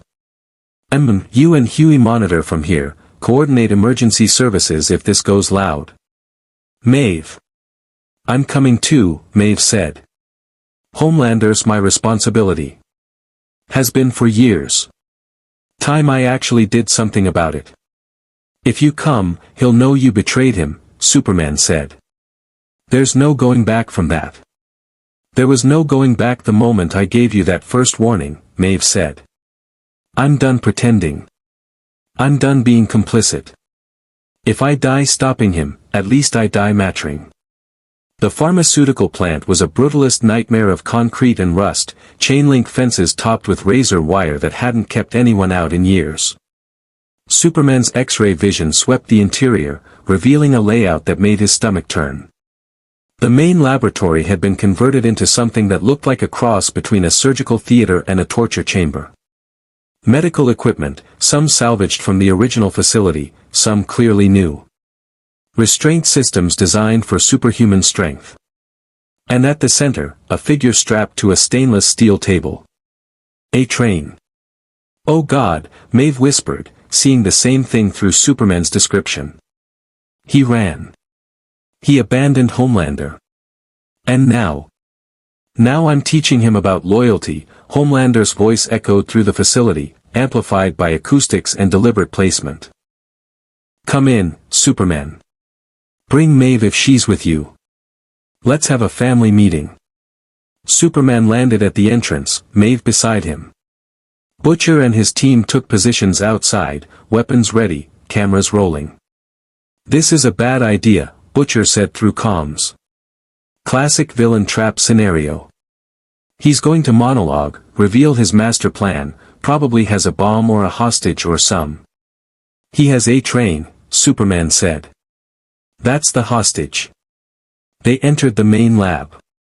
A-Train was conscious, his eyes wide with terror, his body immobilized by restraints that crackled with electricity. His legs, his precious, compound V-enhanced legs that had made him the fastest man alive, were positioned beneath what looked like industrial hydraulic press. Homelander sat on a stool nearby, casually eating an apple, his cape spotless despite the industrial grime everywhere else. "Glad you could make it. We need to have a conversation about consequences." "Let him go," Superman said. "Why would I do that?" Homelander asked, taking another bite of apple. "He betrayed me. Ran away during a fight, made me look weak on camera. You know what happens to people who make me look weak, Superman? They stop existing. Usually with enough violence that it serves as a lesson to others. He was terrified of you," Maeve said, her voice shaking with barely controlled rage. "You've terrorized him for years. Forced him to take Compound V until his heart's failing, made him complicit in murders, destroyed everything he cared about. And you're surprised he ran the first chance he got?" "Surprised? No," Homelander said. "Disappointed? Absolutely. I gave him everything. Fame, fortune, purpose. Without me, he's just another track star with delusions of adequacy. With me, he was part of something greater. And this is how he repays me." The hydraulic press descended slightly. A-Train screamed. "Stop," Superman said, taking a step forward. Homelander's eyes glowed red. "Take another step and I drop this press. Won't kill him, Compound V makes him more durable than baseline humans. But it will crush his legs into paste. End his speed forever. Make him just another broken toy." Superman froze. "What do you want?" "Finally, the right question," Homelander said, setting aside his apple. "Here's what I want you to understand how this world really works. You flew in here thinking you could change things with your powers and your morals and your inspirational speeches. But you can't. Because power isn't about what you can do, it's about what you're willing to do. And I'm willing to do anything. Anything except beat me in a fair fight," Superman said. Homelander's jaw clenched. "There's no such thing as a fair fight. There's only winning and losing. And I've never lost. Not in 20 years. Not until you. Do you know what that does to someone? To be the strongest thing alive and then meet something stronger? It should humble you," Superman said. "Make you realize power isn't everything. It should terrify you," Homelander corrected. "Because if I'm not the strongest, then what am I? Who am I? My entire identity, my entire reason for existing, is being superior. And you took that away. So now I have to rebuild. Have to show everyone, that I'm still the apex predator. And I do that by doing what you can't." "Which is?" Maeve asked. "Make the hard choices," Homelander said. See, Superman has a weakness that has nothing to do with kryptonite or magic or any of that comic book nonsense. His weakness is that he cares about everyone equally, indiscriminately. Which means he can be manipulated by anyone smart enough to create situations where he has to choose who lives and who dies. The hydraulic press descended another inch. A-Train's screaming intensified. Here's your choice, Homelander continued. You can try to save A-Train. Move fast enough, maybe you reach him before the press finishes its work. But while you're doing that, he pulled out a phone, showed Superman the screen. It displayed a grid of locations across New York. These bombs detonate. 23 sites. Schools, hospitals, shopping centers. All of them crowded, all of them lethal. I activate them remotely the second you move to save A-Train. Superman's X-ray vision swept the phone, confirmed it was real, traced the signal to actual explosive devices scattered across the city. You're bluffing. Even you wouldn't. Wouldn't I? Homelander laughed. I created 15 infrastructure emergencies yesterday just to inconvenience you. You think I won't go bigger? The only reason I'm not pressing this button right now is because it serves my narrative better if you make the choice. Hero saves the individual, lets the masses die. Or hero lets the individual suffer, saves the masses.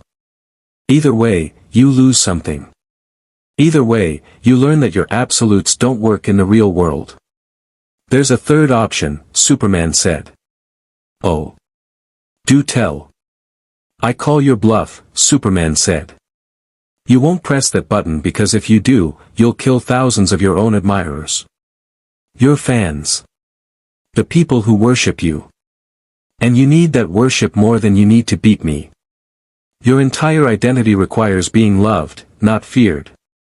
Start killing civilians en masse and even Vought's PR machine can't spin that.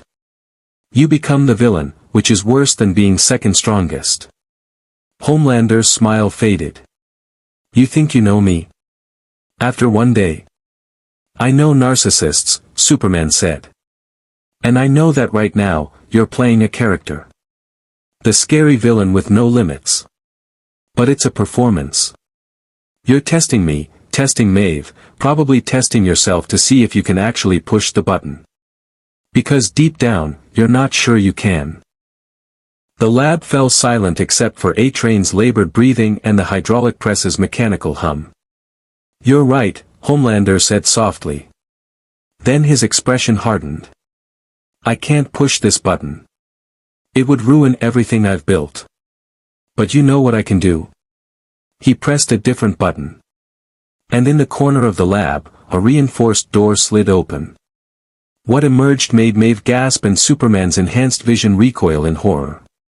It was human-shaped. Technically. But its skin was translucent, showing muscle and bone beneath. Its eyes glowed with the same blue as Compound V.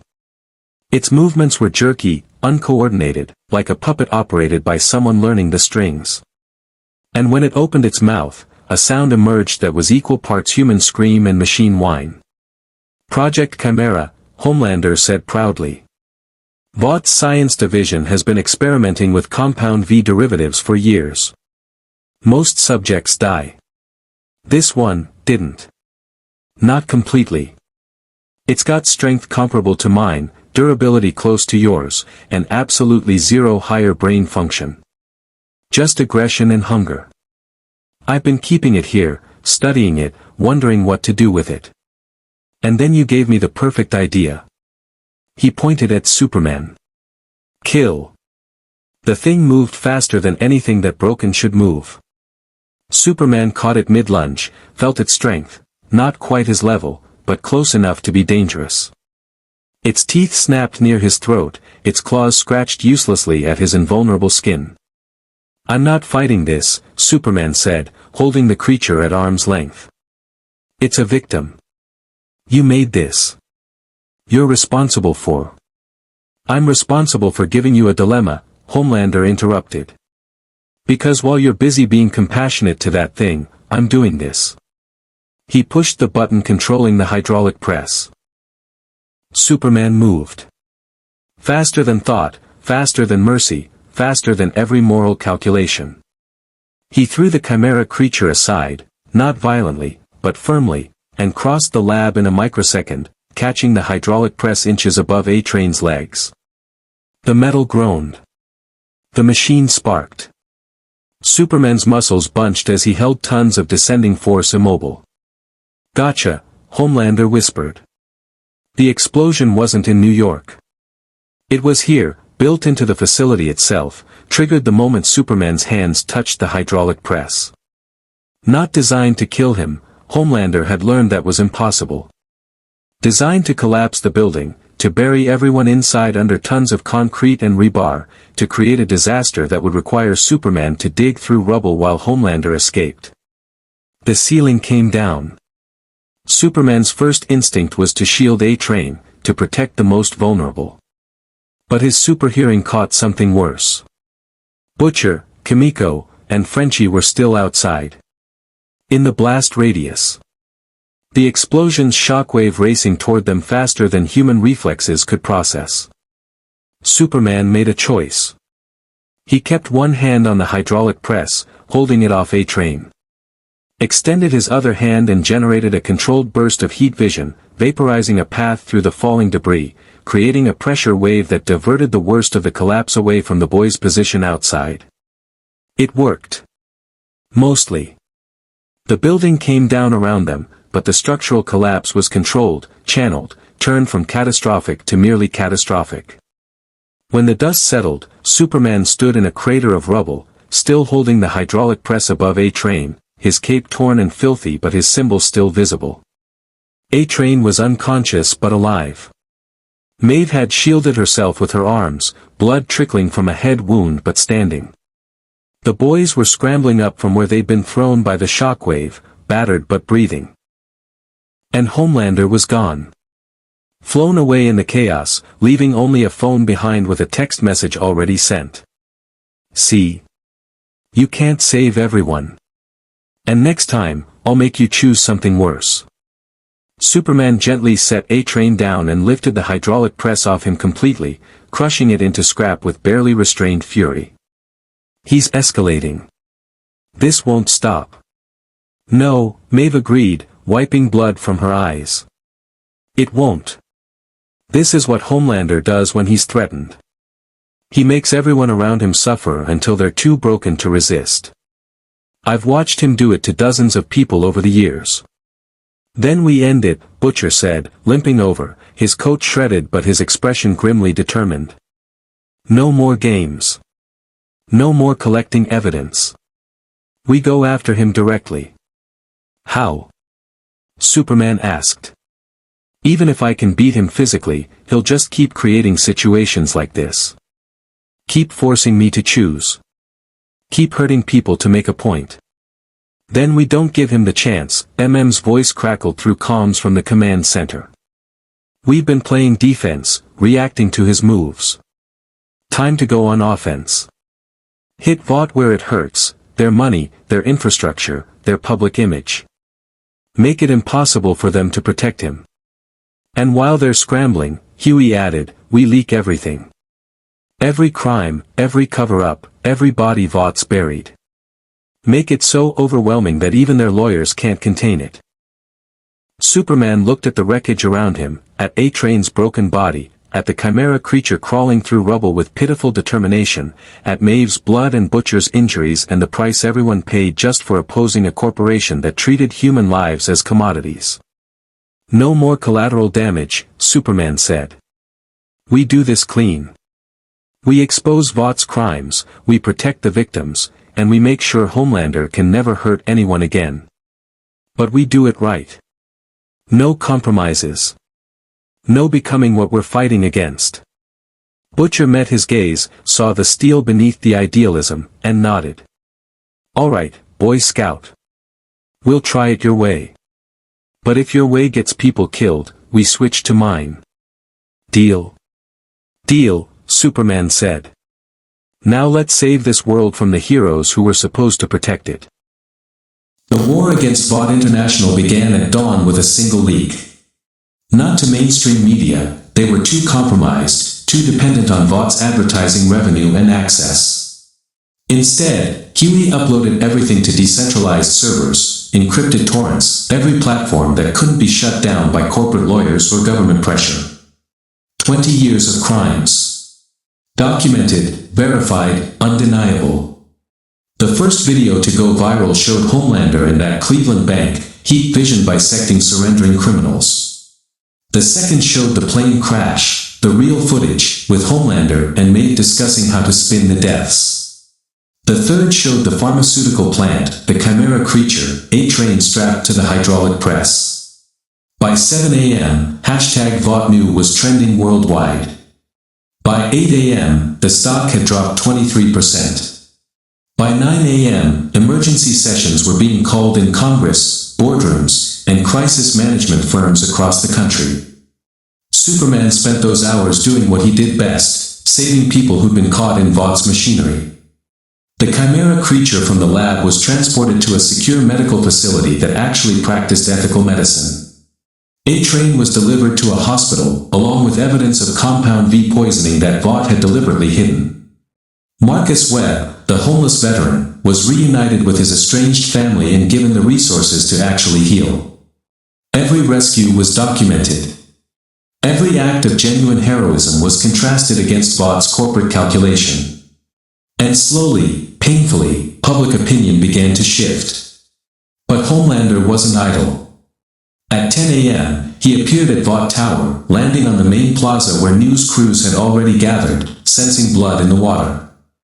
He looked perfect, hairstyled, costume immaculate, smile practiced and brilliant. Behind him, the tower's massive screens displayed his face, his logo, his brand.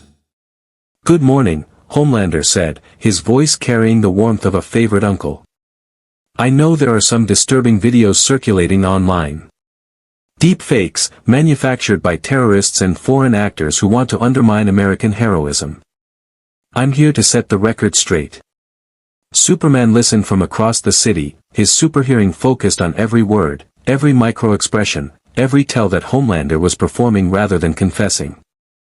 "The so-called evidence against me and the Seven is sophisticated propaganda," Homelander continued. "Designed to make you doubt the very heroes who protected you for decades. Think about it, why would these videos emerge now? Right when an alien entity appears in our skies, claiming to be a hero while refusing to submit to any oversight or accountability? It's classic misdirection. Make you distrust your real protectors so you'll embrace the unknown threat." In the basement, Butcher threw his coffee mug at the monitor. "He's fucking doing it. He's actually spinning this as Superman being the villain. It's smart," MM admitted grudgingly. "People want to believe their heroes are good. Cognitive dissonance is real. Give them an alternative explanation, and half of them will take it just to avoid the uncomfortable truth. Then we need Superman to respond," Huey said. "Go public, tell his side." "No," Maeve said, her voice firm. She'd stayed with the boys after the pharmaceutical plant, burned her bridges with Vought completely. That's what Homelander wants. A he-said-she-said debate where he can use his charisma and Vought's media machine to muddy the waters. Superman doesn't win by arguing. He wins by being undeniably better. Superman was already moving, flying toward Vought Tower with purpose but not aggression. He landed 50 feet from Homelander, the cameras immediately pivoting to capture both of them in frame. "Speak of the devil," Homelander said, his smile widening. "Or should I say, speak of the alien. Superman, so glad you could join us. Want to explain to these good people why you've been spreading manipulated videos about America's heroes?" "I haven't spread anything," Superman said calmly, addressing the cameras directly. "Other people leaked that evidence. People who've been collecting it for years, documenting your crimes because no one else would. I'm just the first person powerful enough to stand against you without being destroyed for it." "Your crimes," Homelander repeated mockingly. "You hear that, folks? This alien, who appeared yesterday with no history, no accountability, no oversight, is accusing me, someone who saved thousands of lives over 2 decades, of being a criminal.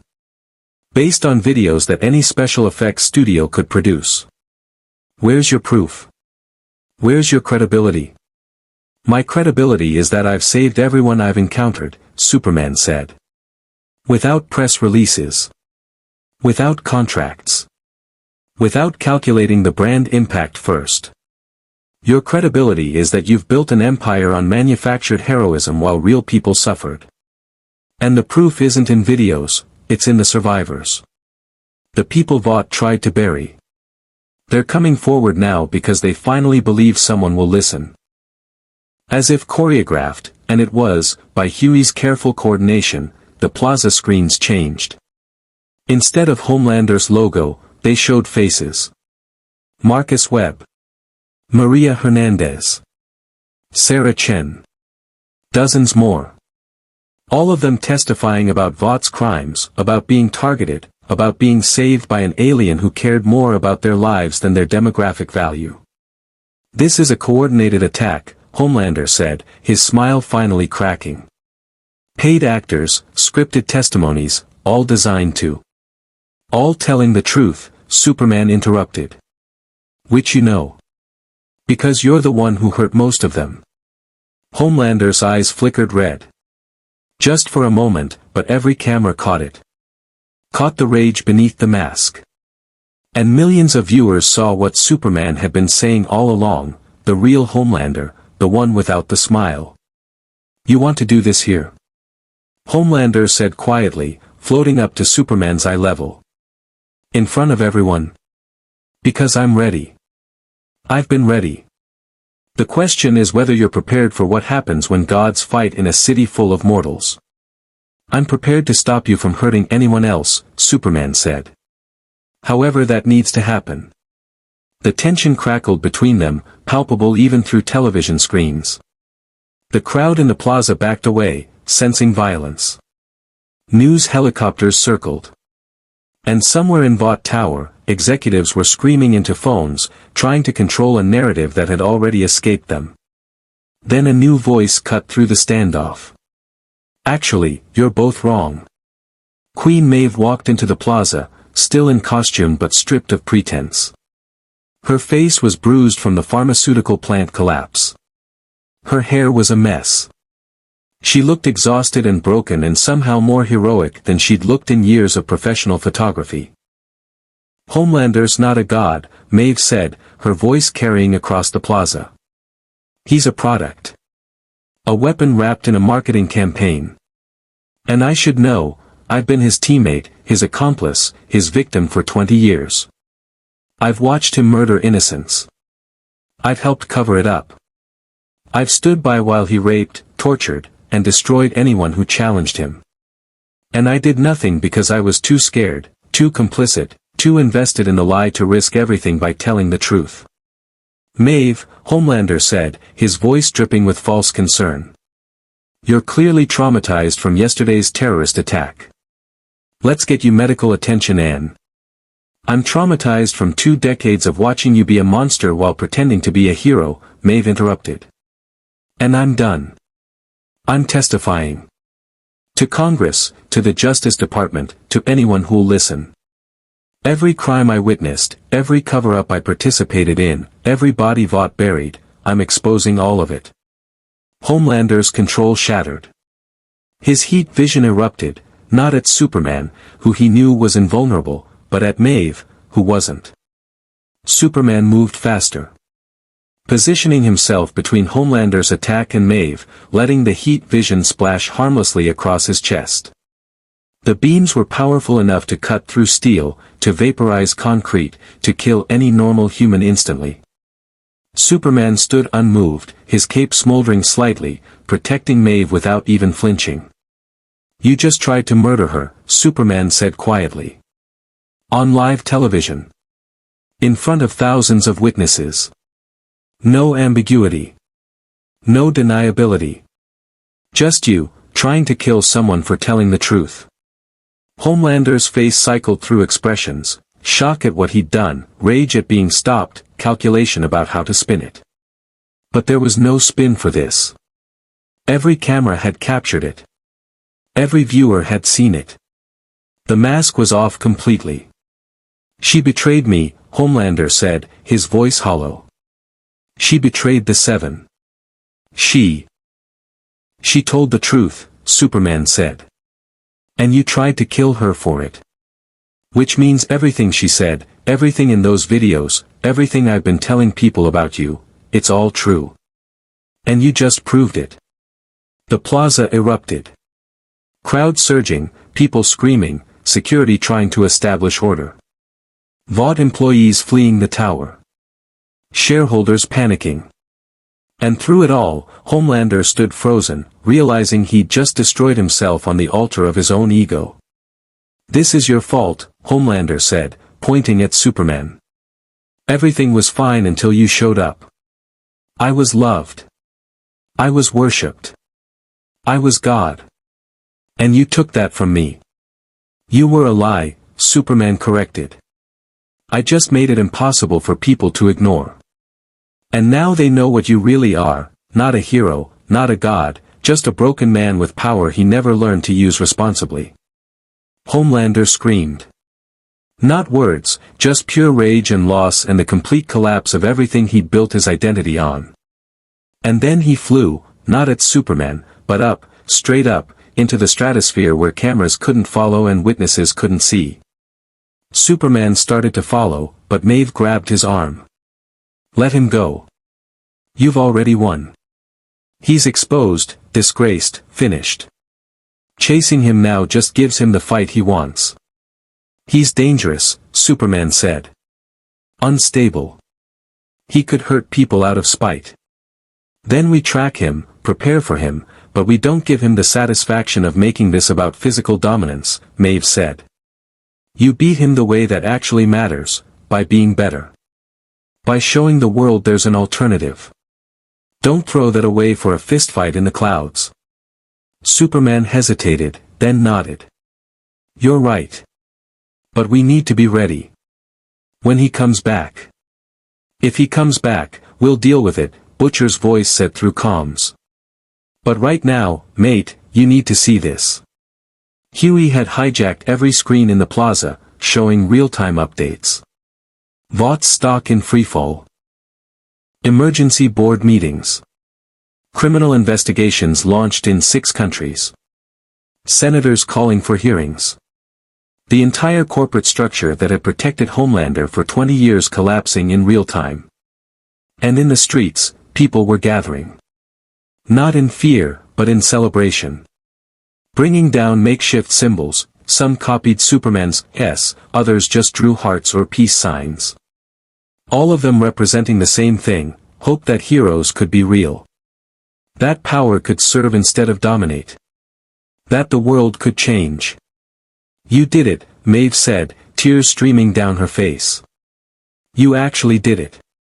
You broke Vought. We did it, Superman corrected, looking at her, at the boys watching from their command center, at all the survivors who'd been brave enough to testify. This was never just me. This was everyone who refused to accept that corporations could commodify heroism. Everyone who believed things could be better. Ashley Barrett appeared at the tower entrance, her hair disheveled, her expression shell-shocked. Superman. Vaught's board wants to, they want to offer you a position.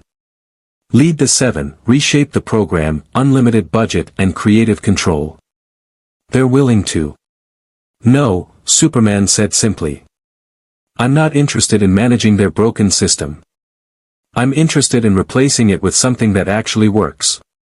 With what? Ashley asked. Superman looked at the crowd, at their improvised symbols of hope, at the way they'd spontaneously organized to support each other. With what heroes were always supposed to be. Not products. Not employees. Just people with power who choose to use it responsibly. No contracts. No corporate oversight. No profit motive. Just doing what's right because it's right. That's not sustainable, Ashley protested. Heroes need support infrastructure, legal protection, funding for. Heroes need integrity, Superman interrupted. Everything else is secondary. And if this world can't figure out how to support that without corrupting it, then maybe this world doesn't deserve heroes. He flew up, addressing the crowd directly, letting every camera capture his words. I'm not here to replace the Seven. I'm not here to lead Vought's next marketing campaign. I'm here because people were suffering and needed help. And I'll keep doing that, with or without corporate approval, for as long as I'm in this universe. Not because I'm special. Not because I'm powerful. But because it's the right thing to do. And if that inspires others to be better, to demand better from their heroes and their leaders, then maybe this world has a chance after all. The crowd erupted in cheers. And across the city, across the country, across the world, people heard a message they hadn't heard in decades: heroism wasn't dead. It had just been hidden beneath layers of corporate manipulation. And now, finally, it was free. In a penthouse apartment overlooking Central Park, a figure watched the broadcast with calculating interest. Stan Edgar, Vought CEO, sipped whiskey and smiled. Impressive, he murmured. Truly impressive. Homelander was always a liability. Too unstable, too needy, too dependent on validation. But this Superman, he's genuine. Which makes him exponentially more dangerous. He pulled out a phone, dialed a number that didn't officially exist. Activate Protocol Prometheus. I want full analysis on Kryptonian biology. And contact our associates at DARPA. Tell them we need to accelerate the contingency programs. All of them. Because Stan Edgar understood something Homelander never had: the real power wasn't in being the strongest. It was in controlling what the strongest could do. And Superman, for all his power and principles, had just announced exactly what he cared about. Which meant he could be manipulated. Controlled. Used. Or, if necessary, destroyed.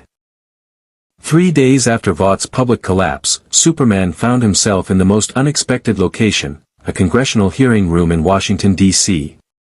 Not as a defendant, though several senators had tried, but as a witness to Vaught's crimes. He sat beside Maeve, Butcher, and a dozen other survivors, while politicians performed for cameras and pretended they hadn't taken Vaught's money for decades. Mr. Superman, Senator Hartley began, his tone dripping with condescension. You claim to be from another Earth.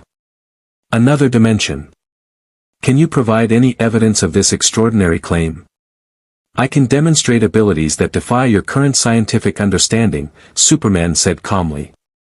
I can provide testimony about my origins. But ultimately, you'll either believe me or you won't. The truth doesn't change based on your acceptance of it. How convenient, Hartley said. No verification, no accountability, just trust me from an alien entity who's disrupted one of America's most valuable corporations. Valuable? Maeve interrupted, her voice sharp. Vought was trafficking human beings for experimental augmentation. They covered up murders, rapes, and torture. They turned superhuman abilities into weapons and celebrities while people died. What part of that is valuable, except to shareholders who profited from atrocities? The hearing room erupted. Hartley gavelled for order while other senators scrambled to distance themselves from statements they'd made just hours before defending Vaught's due process rights. But the testimony wasn't the real story. The real story was happening in laboratories across the country where Vaught's assets had been seized. Scientists were discovering the truth about Compound V, its origin as a Nazi experiment brought to America during Operation Paperclip, its catastrophic failure rate, the thousands of children who died in testing before they found the right formula. And in one particular facility in Virginia, they found something that changed everything. Dr. Samir Shah had worked for Vought for 30 years, developing Compound V derivatives. He'd buried his conscience in scientific curiosity and generous salaries. But watching Superman's testimony, watching Maeve describe the horrors she'd witnessed, something broke in him. He walked into a press conference without authorization and revealed Vaught's deepest secret. Compound V doesn't just give people powers, Dr. Shah said, his voice shaking. It alters brain chemistry. Creates dependencies. Makes subjects more aggressive, less empathetic, more susceptible to manipulation. We didn't create heroes. We created weapons programmed to crave validation and control. Every soup Vought made is fighting neurological changes they never consented to. Even the ones who seem good, the ones who try to be heroic, are doing it against chemical compulsion to dominate. The implications were staggering. Every superhero created by Vought was, to some degree, a victim of pharmaceutical manipulation.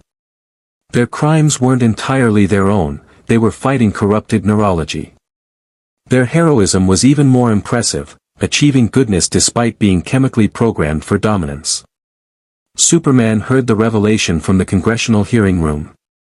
Heard the gasps, the urgent whispers, the complete recontextualization of everything everyone thought they knew about Vought's soups. Does this apply to Homelander? Someone asked. Especially Homelander, Dr. Shah said. He received the highest doses, the most experimental formulas. His brain chemistry is so altered that he's essentially a different species. Still human enough to crave connection, but too changed to achieve it in healthy ways. He's a tragedy wrapped in a weapon, and Vought spent 20 years aiming him at whatever problems served their profit margins. In the hearing room, Superman felt something shift. This changed things. Homelander was still responsible for his choices, but he'd been set up to fail from birth. Created, not born. Programmed, not raised. A victim who became a victimizer because that's what he'd been designed to be. This doesn't excuse what he's done, Maeve said quietly, reading Superman's expression. People still died. Families were still destroyed. But it means there are thousands of others like him, soups who are fighting against their own neurology just to be decent. They deserve help, not just condemnation. Butcher's voice crackled through Superman's discreet earpiece. Hate to interrupt the philosophy, but we've got a problem. Homelander just surfaced. And he's not alone. Superman excused himself from the hearing, much to Senator Hartley's irritation, and flew to the coordinates Butcher provided. An abandoned industrial complex in Pennsylvania, far from civilian populations, far from cameras, far from any oversight. Homelander stood in the center of a massive warehouse, surrounded by 24 figures in military-grade armor carrying weapons that hummed with unfamiliar energy signatures. Not Vought security. Something else. Wondered when you'd show up, Homelander said. He looked different, older somehow, despite only 3 days passing. His costume was torn. His hair unkempt. His eyes red-rimmed from either crying or rage or both. Meet my new friends. Private military contractors who aren't as squeamish as Vought about getting their hands dirty. They've been very interested in my situation. Very sympathetic. Who are they? Superman asked, his X-ray vision scanning the soldiers, finding technology he didn't recognize, adaptive shielding, energy weapons with crystalline cores that reminded him uncomfortably of kryptonite structure. People who understand that the world needs strong leaders, a voice said from the shadows. A man emerged, late 50s, military bearing, eyes that had seen too much and processed it all as strategic data. Colonel Marcus Hayes, formerly with DARPA, currently with interests that supersede national boundaries. We've been watching you, Superman. Watching what you did to Vought. Very impressive. Also very concerning. Concerning how? Superman asked, though he already knew. You broke Vought because they couldn't control you, Hayes said. Because you're too powerful, too independent, too committed to your own moral code to submit to oversight. Which makes you exactly the kind of threat that organizations like mine exist to neutralize. I'm not a threat, Superman said. I'm trying to help. That's what they all say, Hayes replied. Hitler thought he was helping. Stalin thought he was helping. Every tyrant in history justified their actions through some version of, I know what's best. You're just the first one with enough power to actually enforce your vision globally. That's not what I'm doing, Superman protested. Isn't it? Homelander said, stepping forward. You destroyed Vought's entire corporate structure. Put thousands out of work.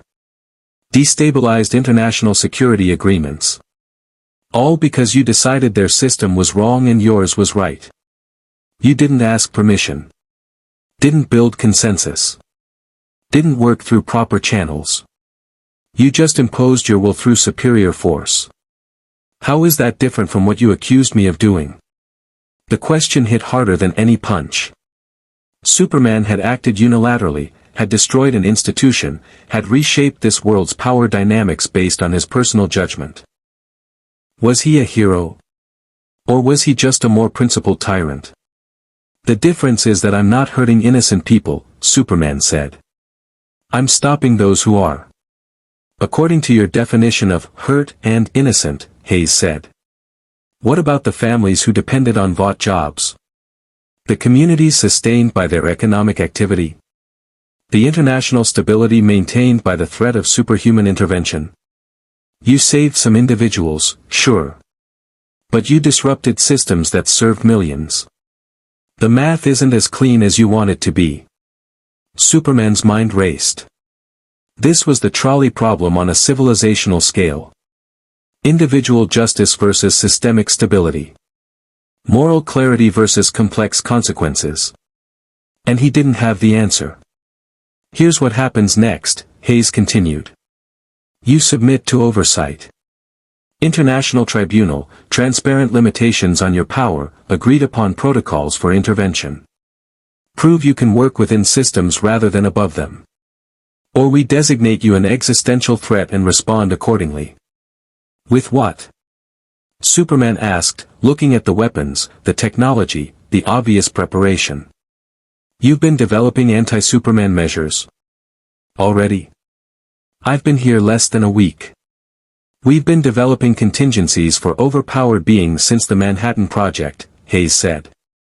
Homelander was test case alpha, too powerful to control conventionally, so we prepared alternatives. You're test case omega, immune to conventional countermeasures, so we developed unconventional ones. Would you like a demonstration? One of the soldiers fired. The weapon discharged something that looked like crystallized starlight, a beam of energy that hit Superman and actually hurt. Not much, like being punched by a particularly strong human, but hurt nonetheless. Synthetic kryptonite, Hayes said. Not as effective as we'd hoped, but a proof of concept.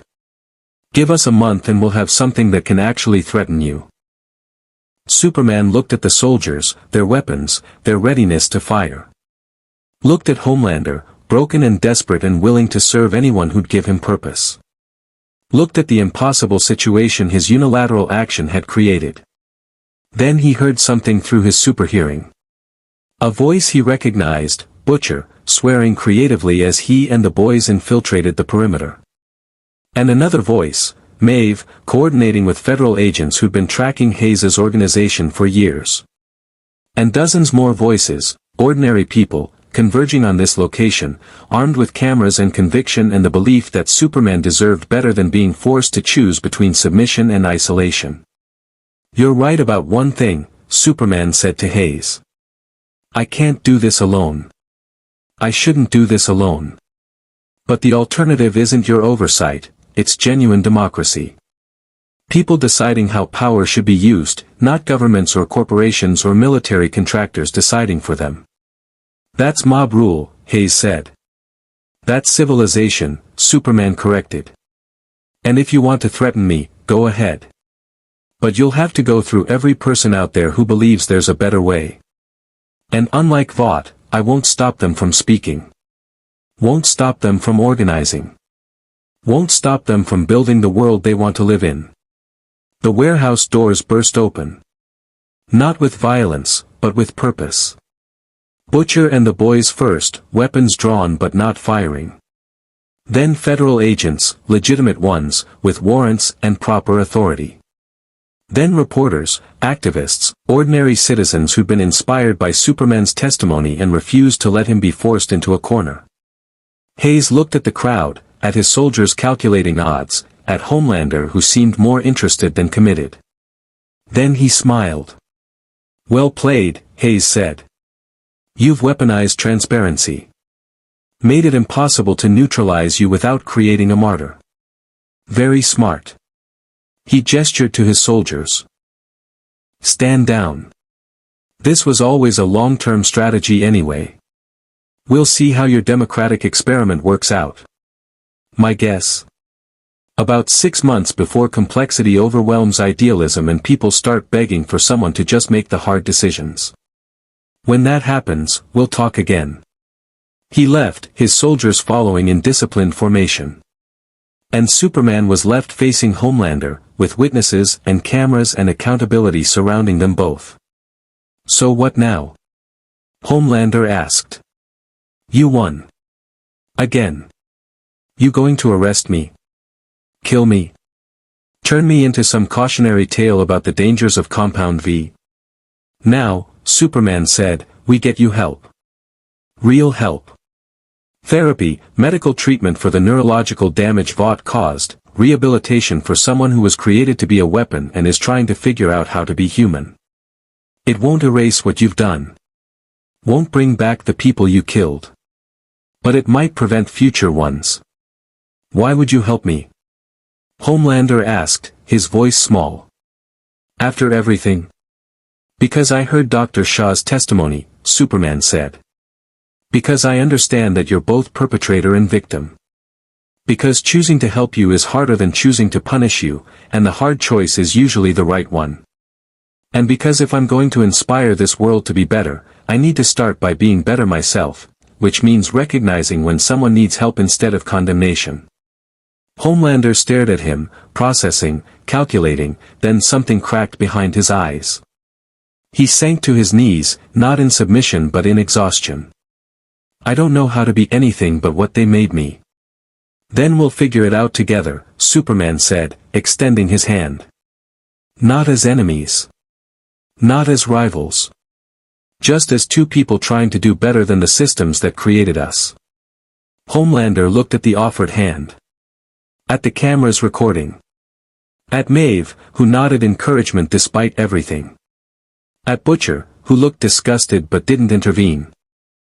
At a room full of people witnessing a moment that would define what this new world could be. Then he took Superman's hand. 6 months later, New York had changed in ways both visible and subtle.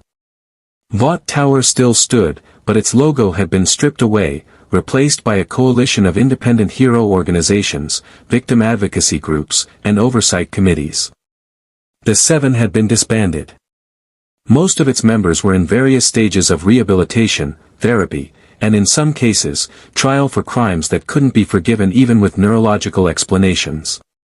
Homelander was in a secure facility in upstate New York, not a prison, but not freedom either.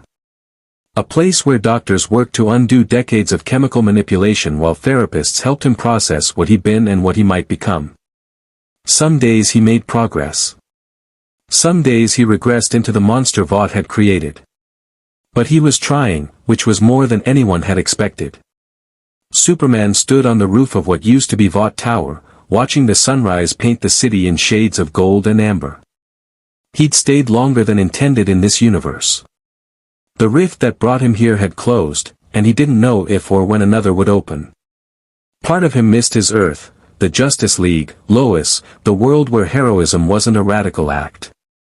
But another part of him recognized that this world needed him in ways his own never had. "Penny for your thoughts," Maeve said, landing beside him. She'd retired from superhero work officially, now running a non-profit that helped Compound V victims navigate their abilities and trauma. But old habits died hard, and she still patrolled occasionally, still saved people when they needed it. Thinking about what Hayes said, Superman admitted. About whether I was right to break Vought without having a replacement ready. About whether I'm helping or just imposing my values on a world that isn't mine. "You're helping," Maeve said firmly. "Is it messy?" "Absolutely. Are there people who lost jobs, stability, the comfortable lie that Vought sold them?" "Yes. But they're building something real now. Not perfect, but real. That's because of you. Below them, the city moved through its morning rhythms. But woven through those rhythms were changes Superman had catalyzed. Community hero networks that operated without corporate oversight. Support systems for people with powers who didn't want to be weapons or celebrities. Accountability frameworks that actually meant something because people demanded them rather than corporations defining them. And everywhere, that symbol, his symbol, repurposed by people who'd never met a Kryptonian but understood what hope looked like. Butcher wants to meet, Maeve continued. Says he's got something to show you. They found the boys in their new headquarters, not a basement anymore, but an actual office with windows and everything, funded by whistleblower rewards and donations from people who appreciated their work. Butcher looked uncomfortable with legitimacy, but he'd adapted. They all had. Right then, Butcher said, pulling up a holographic display that Frenchie had cobbled together from salvaged Vought tech. Been tracking something weird. Energy signatures that matched the readings from when you first arrived. Thinks it might be another rift opening. Superman's heart leaped. A way home. A way back to his Earth, his life, his Lois. Everything he'd been hoping for. Where? He asked. That's the thing, Huey said, looking troubled. It's not stable. Looks like it'll only stay open for maybe 10 seconds. Enough time for something to come through, or for something to go through, but not both. And if you miss the window, I might not get another chance, Superman finished. A choice, then. Go home and leave this world to find its own way. Or stay and keep helping, keep inspiring, keep being the symbol they needed. You should go, Maeve said quietly. You've done enough. More than enough. This world can stand on its own now. Can it? Superman asked, looking at the display showing locations where Compound V was still being manufactured illegally, where power was still being abused, where the systems he'd disrupted were trying to reconstitute themselves. Hayes is still out there. Vought's former executives are regrouping. There are a dozen other corporations trying to fill the vacuum. If I leave, then we handle it, Butcher interrupted. That's what you taught us, innit? That regular people can stand up to power. That we don't need godlike aliens to save us, we can save ourselves. You staying makes us dependent. You leaving makes us responsible. Which one actually helps? Superman stared at him, recognizing the truth in it. He'd broken Vought, inspired change, shown this world a different way. But if he stayed indefinitely, he became what Hayes accused him of, a benevolent dictator whose power undermined the agency of those he claimed to help. When does the rift open? Superman asked. 47 minutes, said. Location is Liberty Island. Ironic, right? Superman flew there alone, arriving at the base of the Statue of Liberty as dawn fully broke. The rift was already forming, a tear in reality that sparkled with cosmic energy, a doorway between universes that wouldn't last long. Through it, he could see glimpses of his Earth. The Daily Planet building. Metropolis at sunrise. Home. Behind him, he heard footsteps. Not superpowered flight, just human footsteps. He turned to find dozens of people gathered, the boys, Maeve, survivors he'd saved, activists he'd inspired, strangers who'd been following his journey online. We wanted to say goodbye, Huey said. Or thank you. Or, I don't know. Something that feels adequate but probably isn't. You changed everything, Maeve said. Not just by being powerful, but by showing us that power could be used without corruption. That someone could have every reason to dominate and choose not to. That's a lesson this world desperately needed. A-Train was there too, walking slowly on legs that were still recovering from the hydraulic press trauma. I'll never be the fastest man alive again, he said. But for the first time in my life, I'm okay with that. Because you showed me that being the best at something isn't as important as being good for something. That matters. One by one, they spoke. Told him what his presence had meant, How it had changed them, how they'd carry forward what he'd started. And Superman realized that this was the moment that defined heroism, not the battles won or enemies defeated, but the legacy left behind in ordinary people inspired to be extraordinary. The rift pulsed, its energy fluctuating. 10 seconds remaining. Then 9. Superman looked at his Earth, visible through dimensional barriers. Looked at the life he'd left behind, the people he loved, the world that had always been home. Then looked at the faces around him. This world's people. Still healing, still struggling, still fighting against systems designed to exploit them. But fighting nonetheless, inspired by an alien who'd shown them that another way was possible. 8 seconds. The thing about hope, Superman said, is that it's not something I give you. It's something you choose. You've already chosen it. You don't need me anymore. 7 seconds. But there's something I want you to remember, he continued. This symbol, he touched the S on his chest, it doesn't belong to me. It belongs to everyone who believes we can be better than we are. Everyone who chooses to help when it's easier to look away. Everyone who stands up to power even when they're powerless. That's what makes someone a hero. Not abilities or costumes or fame. Just choosing, every day, to be better. 6 seconds. Maeve stepped forward. If you're going to make it, you need to go now. 5 seconds. Superman looked at the rift one last time. At his Earth, his life, everything he'd been trying to get back to since he arrived. Then he looked at the people around him, broken, inspired, determined to build something better from the ruins of Vought's empire. 4 seconds. He made his choice. 3 seconds. Superman didn't move toward the rift.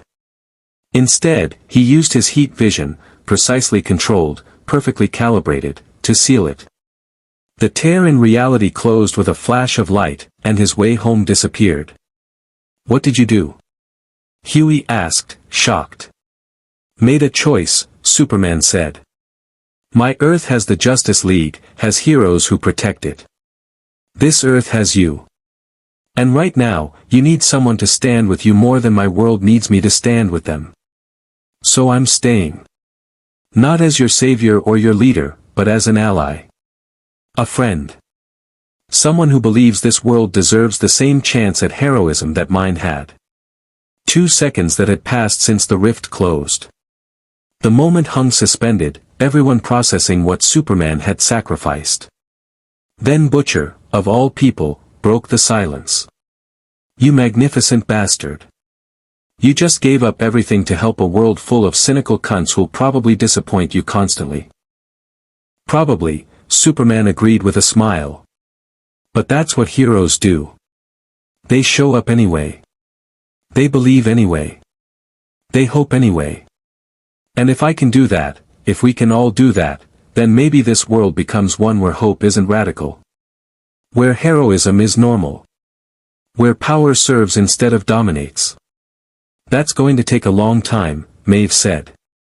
Then it's good I'm not in a hurry to leave, Superman said. They stood together as the sun rose fully over New York, casting light on a city that had been ruled by corporate heroes and was learning to trust genuine ones. It wouldn't be easy. There would be setbacks, corruption, people who tried to rebuild what Superman had torn down. But there would also be people willing to fight back, inspired by an alien who'd shown them that better was possible. And at the center of it all, a symbol that had crossed universes, no longer representing one man's power, but humanity's potential. A reminder that anyone could be a hero if they made the choice to try. Superman had landed in the boys' universe by accident. But he'd stay by choice. And that choice, more than any feat of strength or speed, would define what heroism meant in a world that had forgotten. Not because heroes were invulnerable. But because they showed up anyway, even when they could leave. Even when it cost them everything. Even when the world they fought for might never fully appreciate the sacrifice.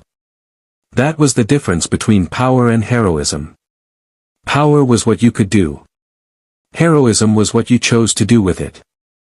And in a universe built on corruption and cynicism, that choice mattered more than any ability. The sun climbed higher, painting the city in light.